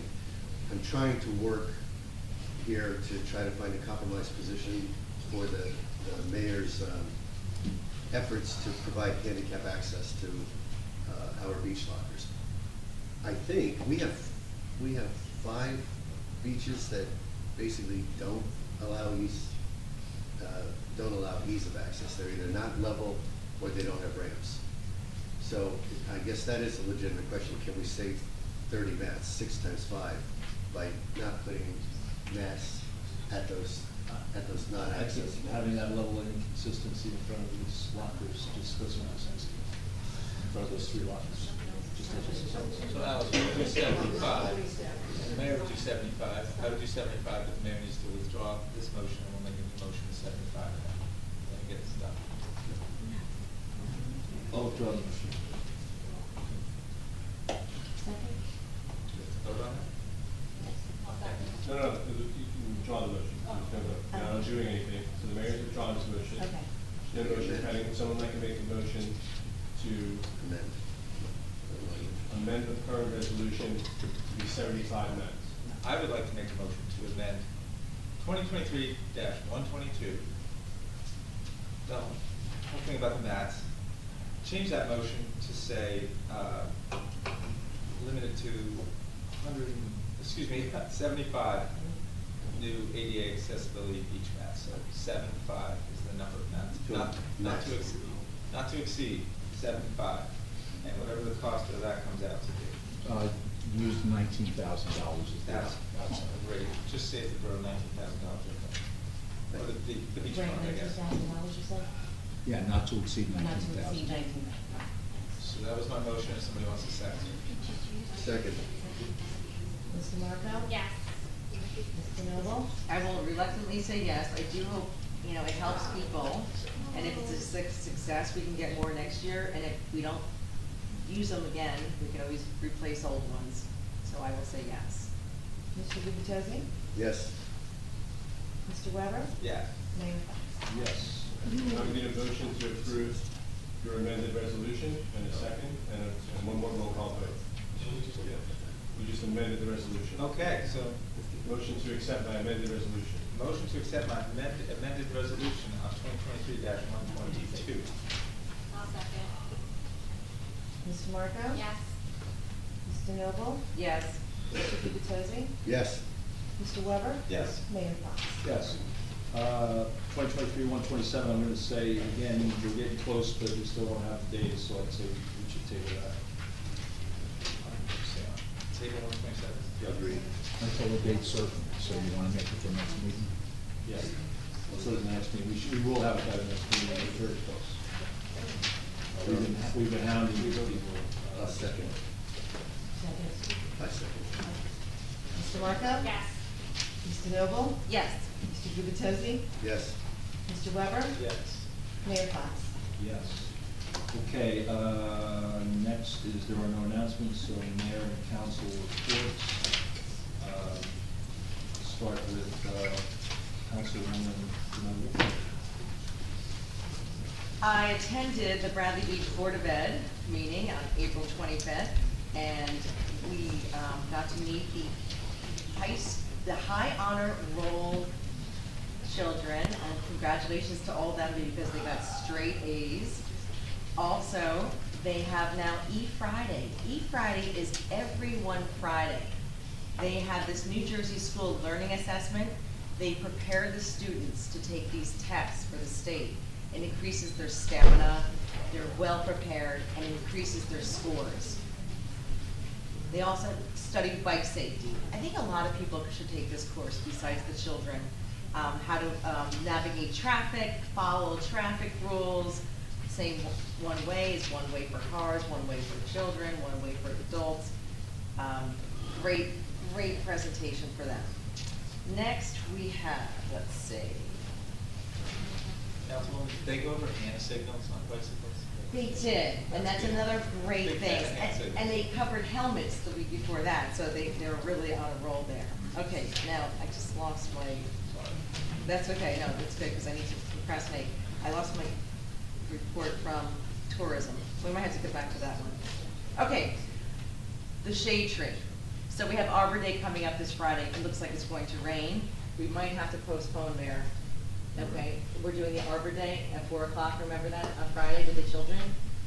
There's this thing called An umbrella? umbrellas. I know, but we have children and artwork and Okay. pizza and, so we'll, the commission, Just keep a close eye on it. yeah, Larry Bagwell will keep us posted for that. And again, also with the day that we're gonna plant the trees, it's supposed to rain, 90% chance rain, so that might also get postponed. But, we are planting 22 trees this round, and that is huge. We are planting a Prunus okami for the school, which is a beautiful cherry tree. And let's see what else. Oh, I wanted to talk to you about this tree permit application. Ask before you ask. So what that is, you have to, like, we recently did an inventory of assets in the town. The shade tree did the same thing. They took the assets of the inventory of trees, and unfortunately, our inventory is very low. It should be at 40%, we're at 16%. So when people cut down a tree, we know they cut down a tree, so we can replace it.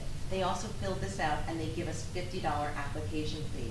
That application fee is used towards the Bradley Beach Shade Tree Reserve for the sole purpose of funding new tree plantings in the borough. You'd be surprised how much $50 buys of mulch. So it's very important that people pay that application fee of $50. Also, the Honor Me program is amazing because people pay for a tree and it helps sponsor other trees. And also the wishing tree, people accept trees and they're planting. And so we have been amazing at increasing our inventory with many species too, so we try to do a variety. I have to still find that other thing. Oh, and I just want to say, sometimes, you know, you can't count on your friends, you can't count on your family, but you can always count on trees because they got you covered. I'm going to say that repeat. That's my report for now until I can find tourism. So, thank you, Mayor. Councilman Gubatose. Thank you. I have a quick report on behalf of our police department. A local subject was arrested for disorderly conduct. Another subject was arrested for driving while intoxicated and assault by auto after a motor vehicle crash which resulted in an overturned vehicle. One of our K-9 units was deployed to assist Neptune Township Police Department in their search for a missing person in Ocean Grove. And this past Saturday, the police department participated in Take Back Day, which is a program to anonymously accept expired or unwanted prescription medication. I'm also the liaison for the Sylvan Lake Commission, and Ben Matlack, who presented earlier tonight with CME, is taking the lead on preparing a grant application that could benefit Sylvan Lake. At our request, he's been very diligent at following up with the Sylvan Lake Commission, because as folks who've been attending these meetings in the past have heard, the commission is not in favor of an impervious sidewalk, however, and that could have been part of a grant application. However, they are very interested in any grant funding that might be available to help with safety management issues that we have, specifically the collapsing bulkhead and a lot of the potholes that have emerged around that bulkhead. So I've been given a copy of and forwarded it to Ben and the mayor and others, the VA, of the specific request that the Sylvan Lake Commission made of Ben for submitting this grant application. And then finally, I just want to ask the question of really, I guess, of the mayor and our VA. When will the council next get updates on DPW negotiations? I know they're ongoing, but is there a plan to update the council at some point? From my perspective, yes, there will be. When something's there to report, there's nothing to report. There's been, in the last 2 months, one meeting, and I'm not sure what I can really say, except that there's nothing to report. At this point, no. But we will when we get some. Okay, that concludes my report. Thank you. Council President. The Bradley Beach Environmental Commission was pleased to host the biannual beach sweeps on April 15th. Approximately 100 volunteers, some coming as far away as Pennsylvania, cleaned debris off our beaches, helping to prevent harmful plastic pollution from entering our waterways. The team is hard at work right now tallying up the data, which does take time, but I look forward to sharing that data with you and my council colleagues and the community once I have it. The Environmental Commission, it's a busy month for these folks, also participated in the annual Green Fair, giving away plastic film recycling containers, educating the public on the maritime forest, as well as hosting a shell and coloring station for kids. And finally, the Bradley Beach Land Use Board met and denied an application for bulk variances for proposed living space above an existing detached garage structure, approved an application for use in bulk variances to construct a detached garage structure with a bathroom and covered patio, approved an application for bulk variances for a proposed 2-story addition at the rear of the dwelling, and carried an application for bulk variances for construction of a full 2nd story and half-story above. Report. Thank you. Councilman Ford. I'll read a long one for you. We'll start by saying the mayor makes a statement at the beginning of these meetings, as we know, about the way we should behave and the way we should treat each other. And he is right, and the council agreed. We discussed this and we agreed to this early in the year. But I feel like that's when we're here, that's sort of like when we're on the field, if I can use a sports analogy. But I think it's really important that we do that off the field, so to speak, when we are not in this chamber. I'm going to say something publicly that I've been saying privately, and it's when you want to schedule a meeting with somebody, you should ask that person for times when they can meet. It is the most basic form of collaboration that I can think of. So I'm getting told when meetings are, and I'm not being asked when's a good time for me when meetings are. And I say this just because a lot of people groaned about the budget meeting last Friday. I guess it was at 4 o'clock in the afternoon. The original time proposed for that meeting was the night before, it was Thursday in the evening, and I had a conflict. But in both of those cases, I was told this is when the meeting is. I've yet to get a message along the lines of, hey, we need to have this meeting for X reason, what times are good for you? I just don't get messages like that. So I hope we can get onto that most basic form of collaboration and ask people when they're available. I'm going to read the fire department report and the first aid report. For the operational period, April 26th, ending April 26th, 2023, this first aid squad responded to 10 day calls and 5 night calls. 12 were medical calls, 3 were for fire calls. The squad conducted 1 drill for the safety and education of the membership. The squad responded to no out-of-town mutual aid requests, and the squad requested mutual aid from Asbury Park EMS for a motor vehicle accident with 5 injuries requiring transport to Jersey Shore Medical Center. Captain Walsh thanks them for their help. The squad fulfilled 100% of their assignments for this operational period. And then for the fire department, for the same operational period, the department responded to 3 requests. They conducted 1 training drill for the safety and education of the members.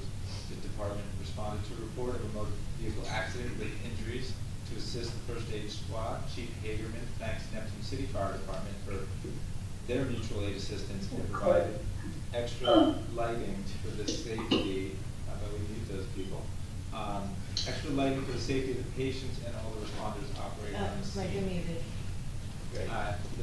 The fire department fulfilled 100% of their assignments for that operational period. As always, they're looking for volunteers for both fire and first aid. Applications can be found on the borough website, and they both want everyone to know that cooperation exists between these 2 entities that is allowing them to keep answering the citizens' need for medical care and fire protection 24/7, 365. And I will add, it's not on this, but as an editorial, you know, there are volunteers, they do keep us safe, they deserve a liaison on the council, and they've been asking that, so maybe as a council we can grant them a liaison as they have requested.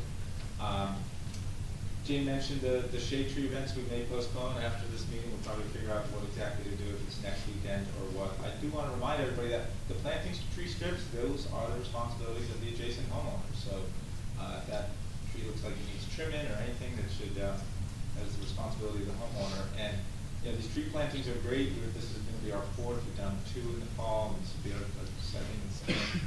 It seems like, oh, we're planting all these trees in town, but when you look at Shade Tree Commission also gets applications to take trees down, and then we had the incidents after the tree inventory with things like 18 red flag trees. We're actually barely breaking even. Like we're not like plus on the number of trees in town. We're probably just maintaining it steady, which I'm not sure that that's a win, but it's better than it would be if we didn't have a Shade Tree Commission. Talk about events real quick. The Green Fair was a great event. Hopefully people got out on a beautiful Earth Day and had a good time at the Green Fair. So thanks to everybody that put that on. Beach sweeps were great. We had the rescheduled beach sweeps were great. Had good weather, and that was a great event as well. And speaking of plastic, I'm just going to let everyone know, for the last year, I've been sitting on a state committee, I guess it's called the Plastics Advisory Committee. It was created by that law that banned plastic bags and styrofoam and foodware, and made straws available on request. And we are going to be coming out with a big report. We've been working on it all year about the effectiveness of that law. It's just something that's near and dear to my heart. I actually sit on that with my council hat on, so every environmental group in the state wanted to be on it, so I kind of represent local governments on that Plastics Advisory Committee. So that law's going to be coming out. So just as a reminder, you know, we don't have the, it's been a raging success on the front of bags. We probably avoided 8 billion single-use shopping bags in the last year. That's the estimate. Styrofoam and foodware, I don't see any of that. And bars and restaurants are not supposed to be putting a straw in your drink unless you request it. So that's something that you can look down for. So thanks very much. That concludes my report. Mayor, if I may, read the tourism. I found it. If I don't read it, Amy will be really upset. Is that okay? Yep. Thank you. The 3rd annual Green Fair, run by the Tourism Department, helped to raise environmental awareness to both residents and visitors. Over 35 vendors attended the event, 15 of them environmental organizations from either the borough of Bradley Beach and our neighboring towns. We are so pleased with the participation we received this year, as well as the attendees. Over 500 people total attended throughout the day. This particular year, we saw a large uptake in young families and children participating in the event. The Tourism Department organized an enjoyable educational day which featured kid-friendly games, crafts, and hopefully lots of wonderful memories. Amy Hall would like to thank everyone who made this event a success. She thanks DPW for all their help setting up and breaking down the event. Thanks to the Environmental Commission for hosting both a table full of educational and informational materials, as well as a fun craft table for kids. Special thanks to the Shade Tree Commission for securing a local scientist who's actually on the Shade Tree Commission as well, Caroline Davidson, who not only had a great talk about lanternflies, yes, her mom is here, she's very proud. Oh, and her dad, yes, thank you. She had a great talk about lanternflies, but also took questions from event attendees for about 30 minutes afterwards.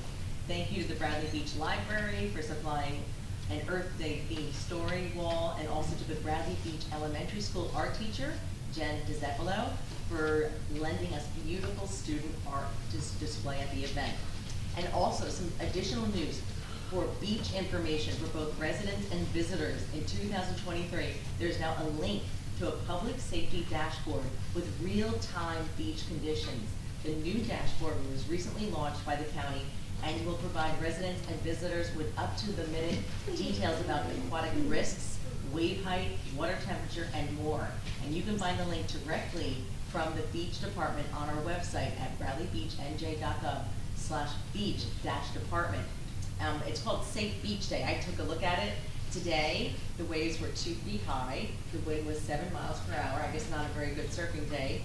It was 54 degrees out, and the UV index was 5.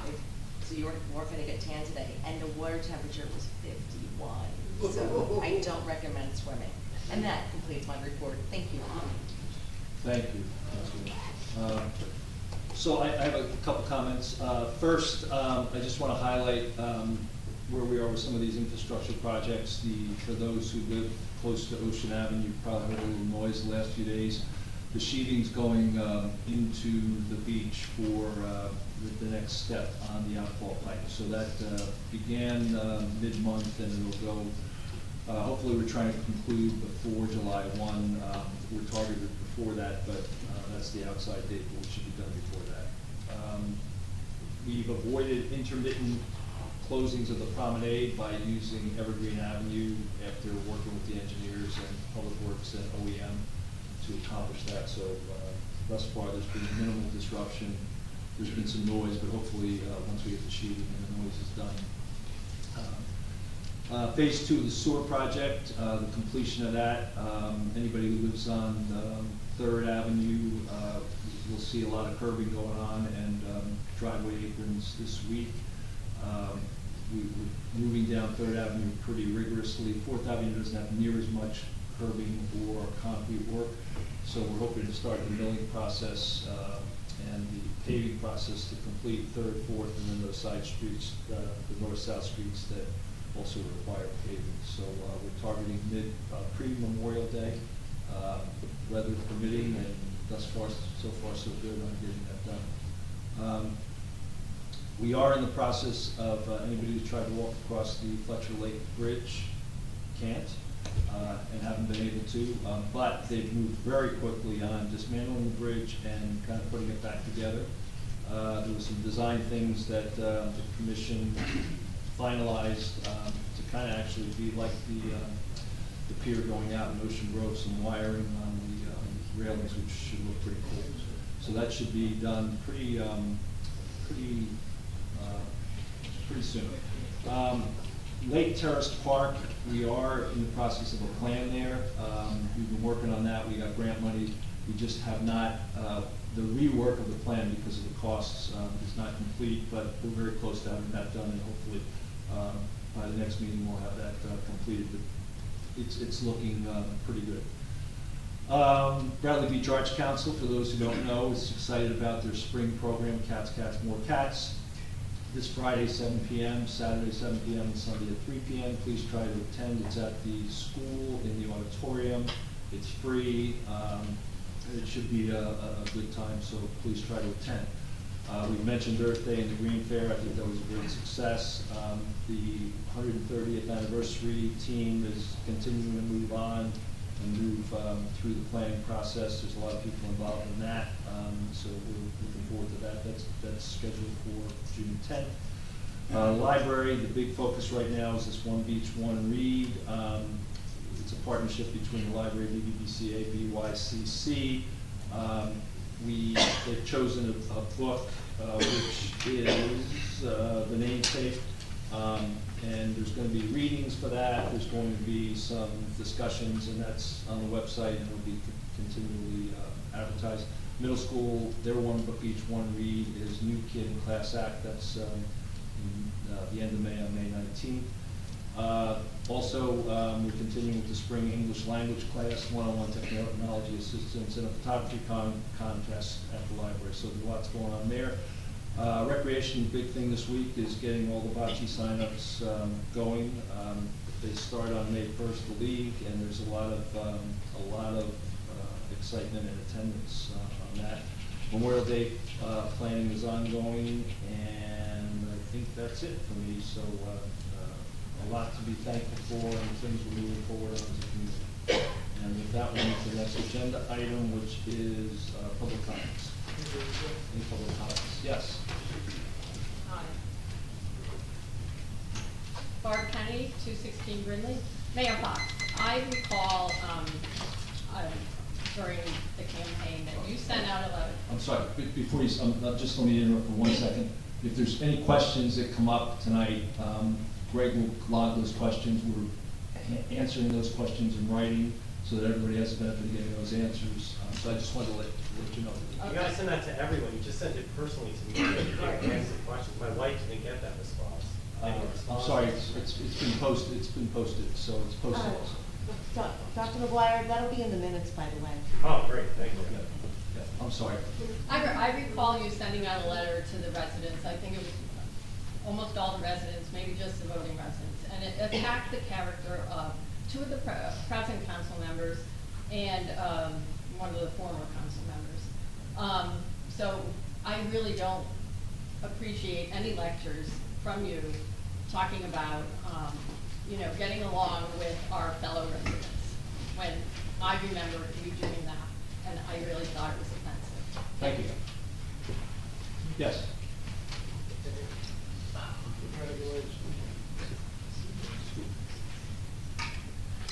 Michael Moss, 129 Monmouth Avenue.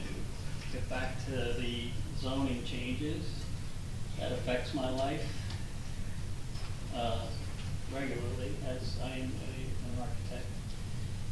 I'd like to preface my comments by I'm not trying to ruin the fabric of Bradley Beach. I live here. I work here, live here, and I'm not trying to overdevelop by my suggestion. I'm trying to find a common sense, middle of the road zoning ordinance. And I've worked in 34 Monmouth and Ocean County towns during my career. I've looked at 34 zoning ordinances. Okay, I think Bradley Beach is getting a little, it's getting to the tipping point where we're restricting our residents and their opportunity to develop. And with that, I will highly recommend that you keep, I think the mayor is in agreement, the 5,000 square foot minimum for garage apartments. There's a few reasons for that. One of the main reasons is you're still at the 35% building coverage. You're not going over that. Whether you divide your building into a garage apartment and a house, or make a bigger house, that's gonna cover 35% of that lot. Okay, so I wouldn't change the 5,000 square foot. I think we're getting to the tipping point there where the haves are getting their garage apartment and the have-nots are not getting their garage apartment. We get a lot of 5,000 square foot lots that can very capably handle a garage apartment and stay at 35%. Okay, they're building one on my street, three houses away from me on Monmouth Avenue. Gorgeous development. Garage apartment in the back, most of my neighbors, beautiful, we love it. It's increasing our property values, it's not overdeveloping, in my opinion, as a professional. Let me go to the setbacks that were spoken about, the 10 and 20%. The fire code is 3 feet, as you mentioned, where you can put the building 3 feet off the property line, still have 25%, I believe it is, windows and door openings. That's the fire code. So if you build a new house 3 feet off the property line, and the neighbor builds a new house off the property line, you've got a 6-foot separation. Okay, that's 5 feet is generally the 1 hour rated fire rating required for that. I think the 4 feet is a little too much because that's going to impact your 25-foot lots. All right, you're going to lose a foot to a foot. Okay, if you try to design and develop those lots, every inch counts on those tiny little lots. All right, and we're not going over, you know. So I think the compromise is 10 and 20% as we have on all lots, and the minimum 3 feet. And that allows the smaller lot a few more inches, the 25-footer lot, and relates to the fire code. Driveway setbacks were mentioned. I love it. That was, we're now reducing that 3-foot hurdle that I have to deal with all the time in Bradley Beach. 3 foot's too much. I think 1 foot's not enough. So we're usually with everything, we're far left, we're far right. Can we come into the middle on any issue? So 2 feet I think is perfect for the driveway setback. That's your minimum standard planner width. And it also solves the problem of we have an ordinance with a 3-foot setback and an 8-foot driveway required and a 10-foot required setback. So if I do a 3-foot setback and an 8-foot driveway, that adds up to 11 when the side yard setback is 10. So I think it would be nice to get that coordinated so we don't have a first floor at 11, cantilever over a foot, and then go up on the second floor at 10. Good, thank you. Can I write you an email summarizing this? Absolutely. Absolutely. I appreciate that. Thank you. Yes. Thomas J. Cohen, 612 Third Avenue. I'd like to counter some of the things Mr. Moss said. He said he's not trying to overdevelop, but at the last council meeting, he's promoting a transit village designation. Anyone who promotes a transit village designation in Bradley Beach is looking to overdevelop. You can see what's happening in Asbury Park, Long Branch, and Belmar, all transit villages. I do not want transit village. I want to speak for you, but I hope everyone in the room would understand what that means. Also, in terms of his setbacks, I agree with the 4 feet on each side. Now let's take that 25-foot lot Mr. Moss just mentioned. That leaves you a 17-foot wide house. Now, Spring Lake has a very strict ordinance where you have to maintain two front setbacks on a corner lot. Spring Lake. Okay, are you interrupting me, sir? So I'd like my time back, please, Mayor. We're not Spring Lake. Okay, I mean, really, okay, so, You made your point. okay, so 17.5 feet is what you get on a 50-foot lot in Spring Lake on a corner. There's houses selling for $3.5 million. They built it 17.5 feet, never went to the board. So there's no hardship in a 17-foot wide house, okay? And, you know, Mayor, because we're gonna behave and everything, you know, I agree with Councilman Weber's comments, you know, you know, we're gonna be really nice now. We're gonna be thoughtful at meetings. I have to tell you, what I witnessed tonight was not thoughtful. Did the employees have to be thoughtful at the meetings? Because I found the police chief's behavior horrific to Councilman Gubitosi.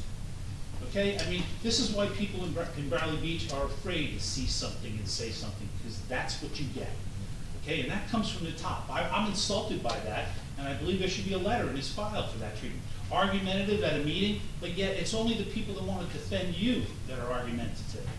It's a shame. And then to have these guys in the back of the room for the vote, again, they're the highest paid employees in the whole town, but yet they line up back here. It's embarrassing. We do have to join together some way, Mayor. I just don't know if you're the guy to do it. Thank you. Yes. Oh, I'm sorry. I'm sorry.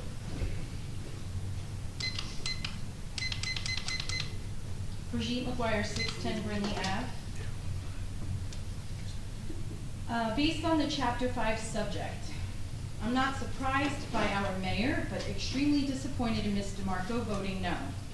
Ms. DeMarco, when voted down by you at the introduction, you mentioned it was because you didn't believe in changing statutes. Based on my basic research of small municipality government, I didn't see any statutes changing. This looks like it just secures Bradley Beach to keep a balance of power amongst all 5 elected people. Thanks to council members DeNoble, Gubitosi, and Weber, we now have a future of Bradley Beach that secures our checks and balances. Mr. Fahrenbach, with all due respect, as your neighbor and a fellow taxpayer, I think if you are sharing a personal opinion about this budget as a taxpayer, it needs to be separated out from your position as an interim business administrator. It feels like it is a conflict of interest. Your insistence on trying to get our council to pass this budget and addressing certain members voting this down before it was even voted on seemed a bit preemptive. You pushed our council to publish this budget.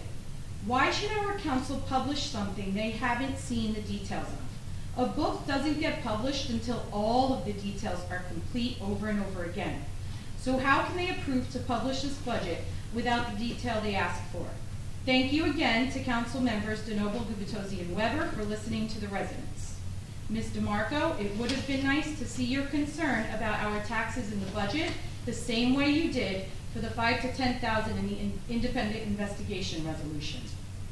I have held off being accusatory about this administration hiding our money, but I have reached a limit of asking for transparency and hearing others ask as well. A great example is the $300,000 that was found last year in salaries and wages. It was questioned, it was ignored, and then it just disappeared in July without any explanation until after the adoption. The fact is, if you are not sharing our budget details, then you are hiding information about our money. Thank you. Thank you.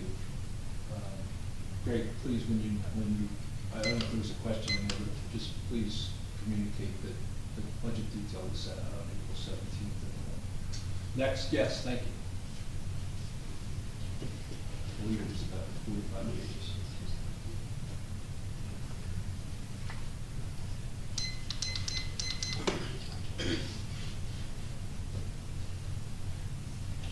Nancy Meadow, Ocean Park Condominiums. I've said this before, a lot of these things are repetitive, a few are new. Words matter.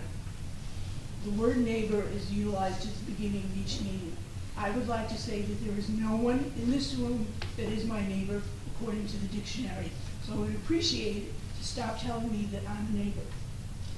The word disgusting was used this evening.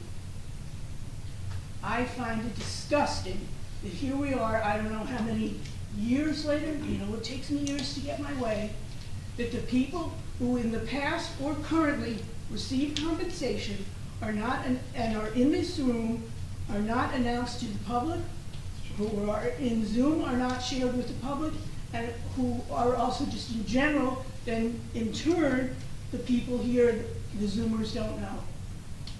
Talk about not being respectful, that's a perfect example.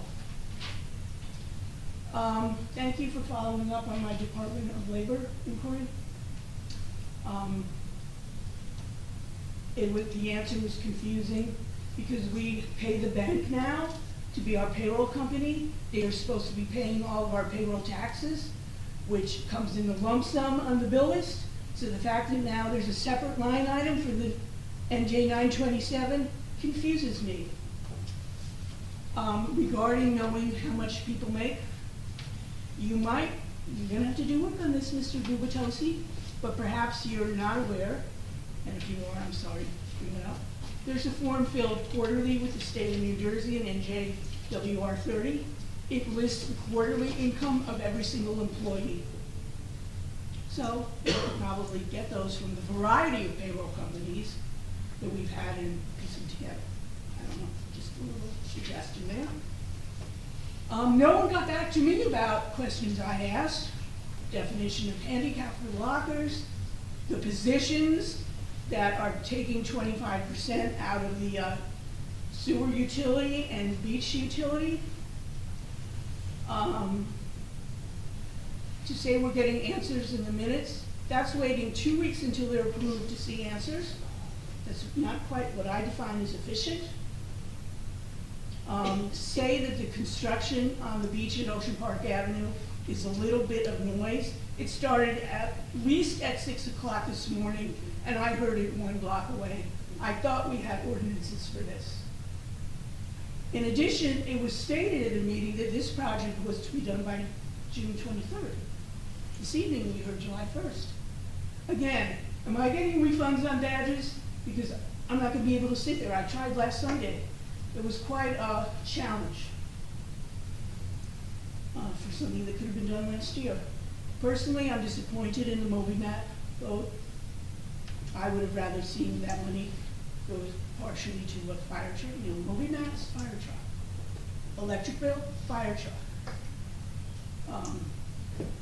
Arts Council, fire truck. Tourism, that used to be in a volunteer position, fire truck. Shocks me. And then now let's also get into the event. It was advertised that there would be 90 vendors. I believe quite a substantial less amount was just reported here. And again, we're not given a P&L on what it cost us for sanitation and security. 1 day a year is Bring Your Child to Work Day. That does not seem to be reserved here. We kind of have every day Bring Your Child to Work Day. I find that a huge liability for this town, and it should be terminated immediately. We are not a babysitter. We're not daycare. I don't know who put the pods out there, but again, respecting the public, so they're side to side, they take up 3 spaces. Had they been end to end, they would have taken up 2. So when people claim they can't park, I wonder why. I'd also like to remind that it's been almost, we're shy of 3 months since I asked for kind of amenities and things about our shelter situations here.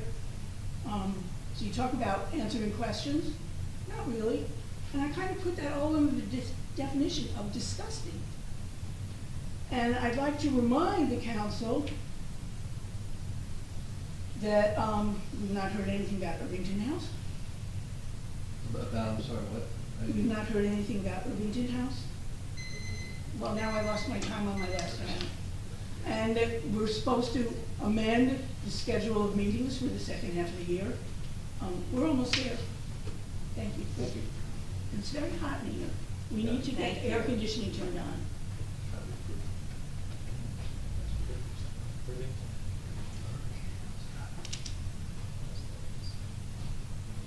Irvington House.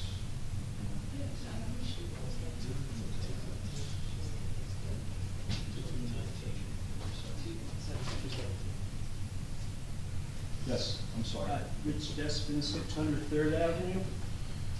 Sewer Phase 2. I live on Third Avenue. Yes, you do. From Ocean Avenue to Main Street, you cannot park on this avenue. This is Wednesday, 3/5 of the way into the week.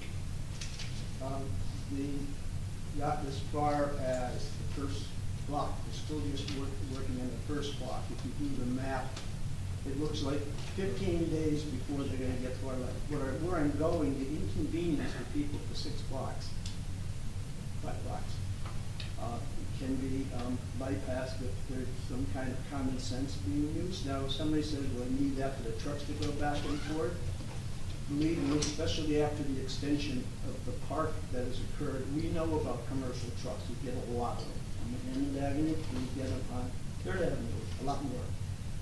It's a very, very wide avenue even with cars parked here, so that can't be the fault.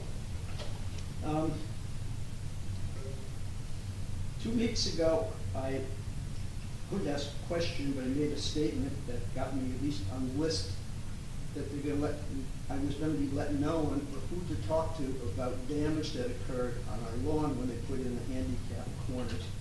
I haven't heard from anybody yet.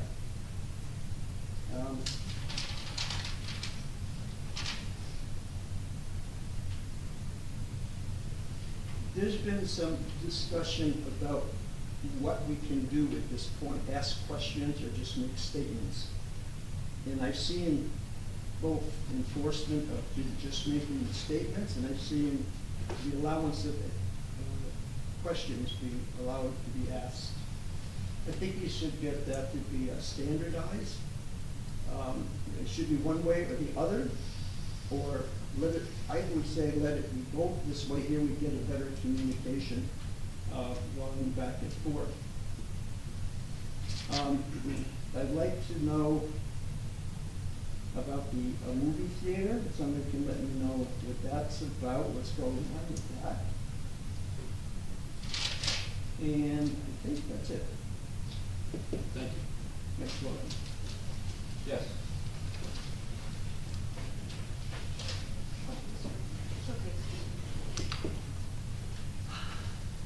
Linda Duffy, 312 Brindley.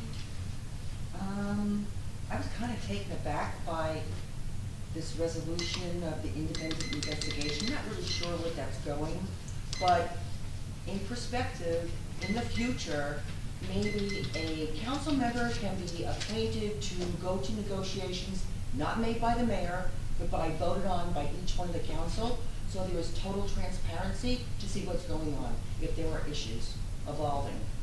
That's one thing. That's only my opinion. Because as far as I'm concerned, you sign a contract, it's a done deal. You can't go back. All right. The beach mats, I was very disappointed. I think we better spend our money elsewhere. There are other, we could have put in more ramps. I don't know how much the ramps cost. I have no idea. Well, you know what? So what? You save it up for a couple of years, you put another ramp in, and just have one beach with the access. If you're gonna be in a wheelchair, you can't get into your locker, even with a mat.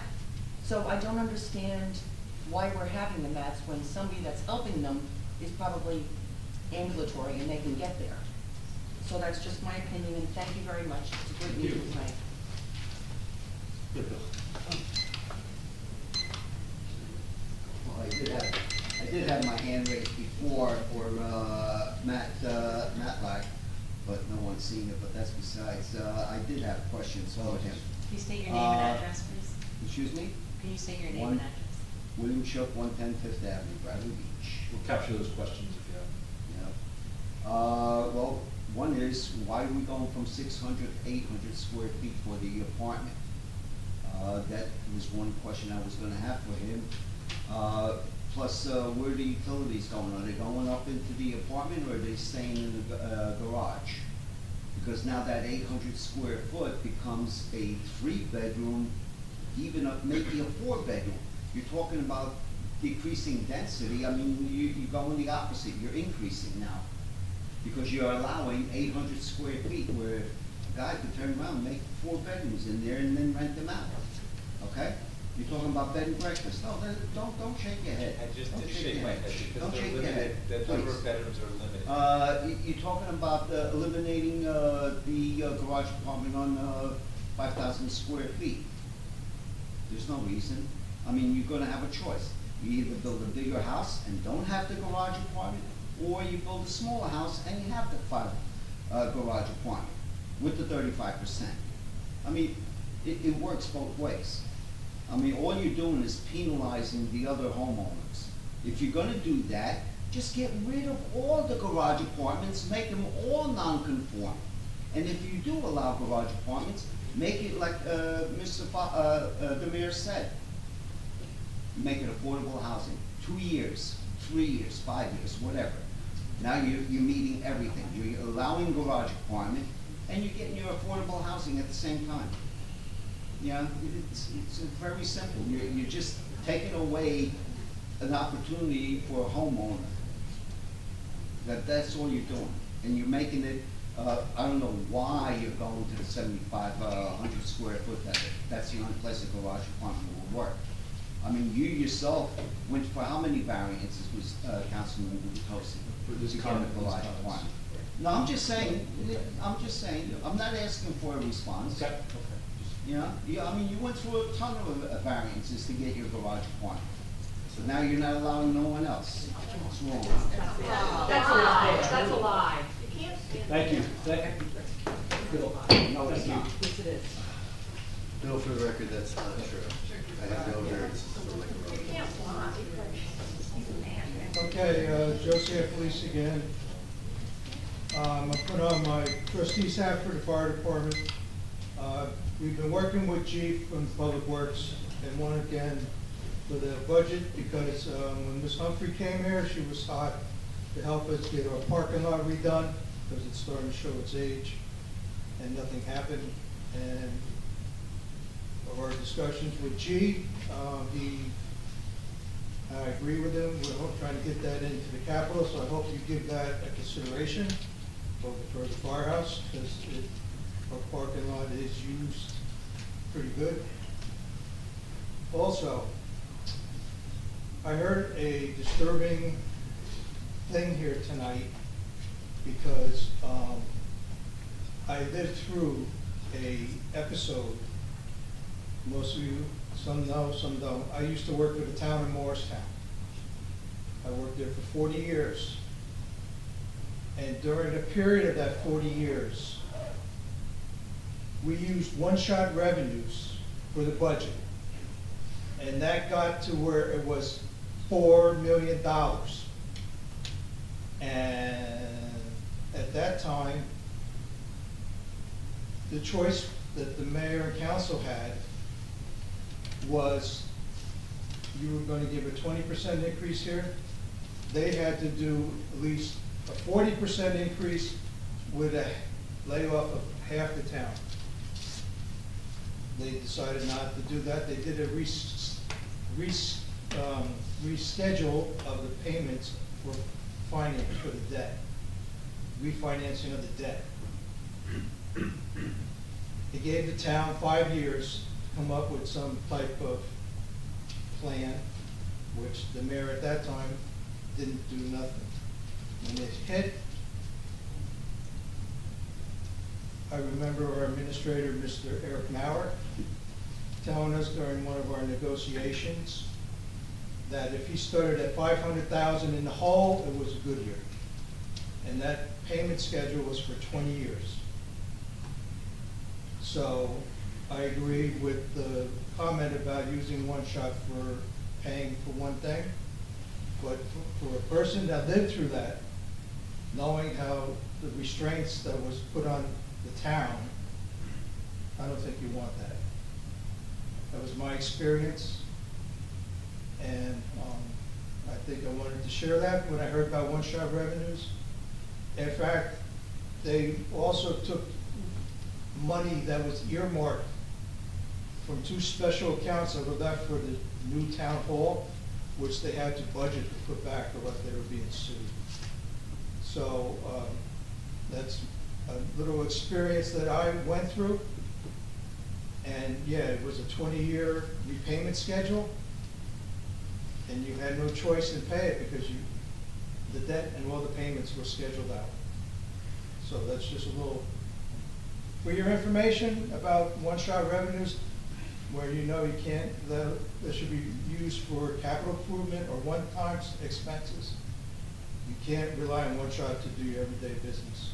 Thank you. Thank you. Yes. Ann Gubitosi, 615 4th Avenue. I just want to clarify for the council that we did not ever get a boatload of variances for our back apartment, as Mr. Shuck so incorrectly stated. I have sat here for years. I've heard many lies. I usually keep my mouth shut, but when it pertains to me personally, my family, my house, I'm going to fight it. That is a lie. Do your research, Mr. Shuck. Yes, thank you. Okay, I don't see any other questions, so we're going to close the session and go into executive session with two topics.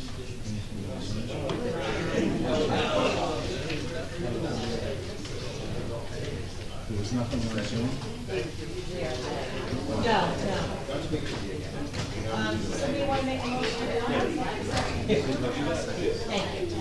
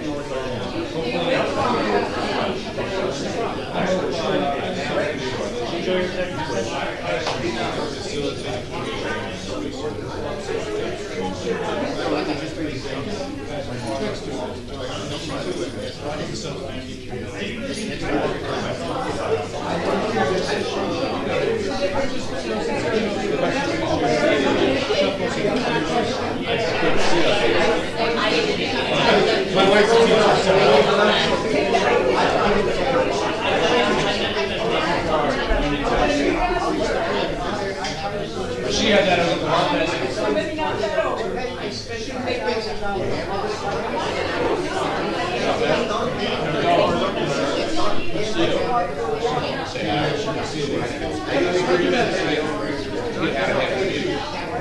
I'm having another baby. I'm just talking You're brave.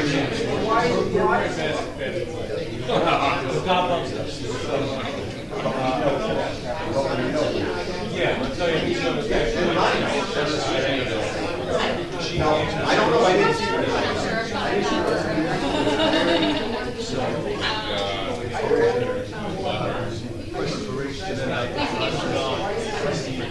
You guys, you.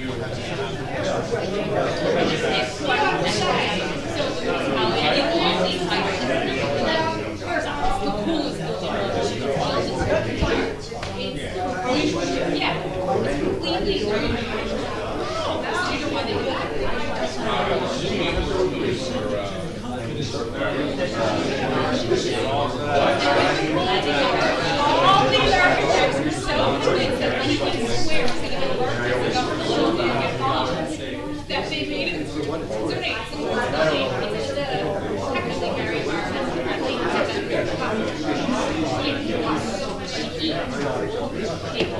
but it's totally fireproof, so let that go and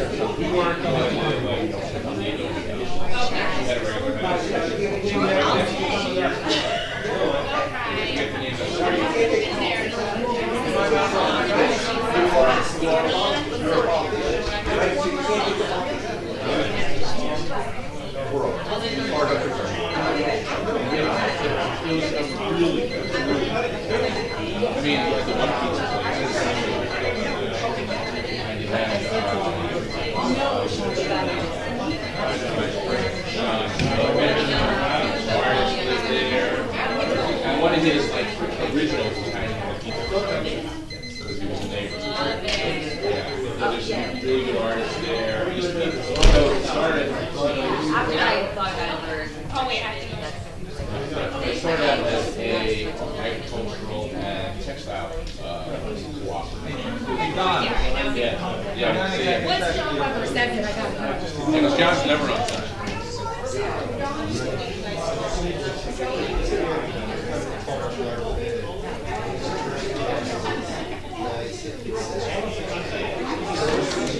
You guys.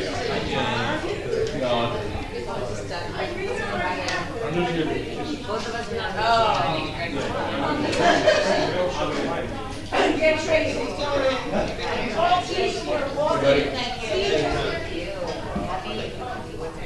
You got the popcorn. Happy administrative. Your attorney's still administrative. Next time I'll bring popcorn. Let me share some with me, please. I'm starving. See you later, Greg. You always say words of wisdom, why are you so quiet? Yes. That's your tone? Tired tonight. I'm sorry. TJ said everything I wanted to say. Not that she doesn't.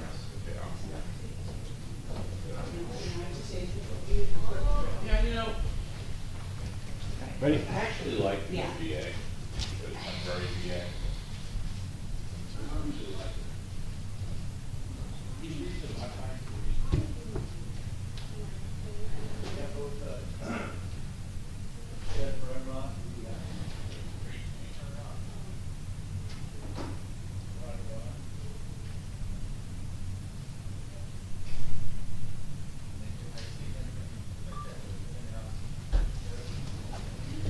Coming, right here. Okay.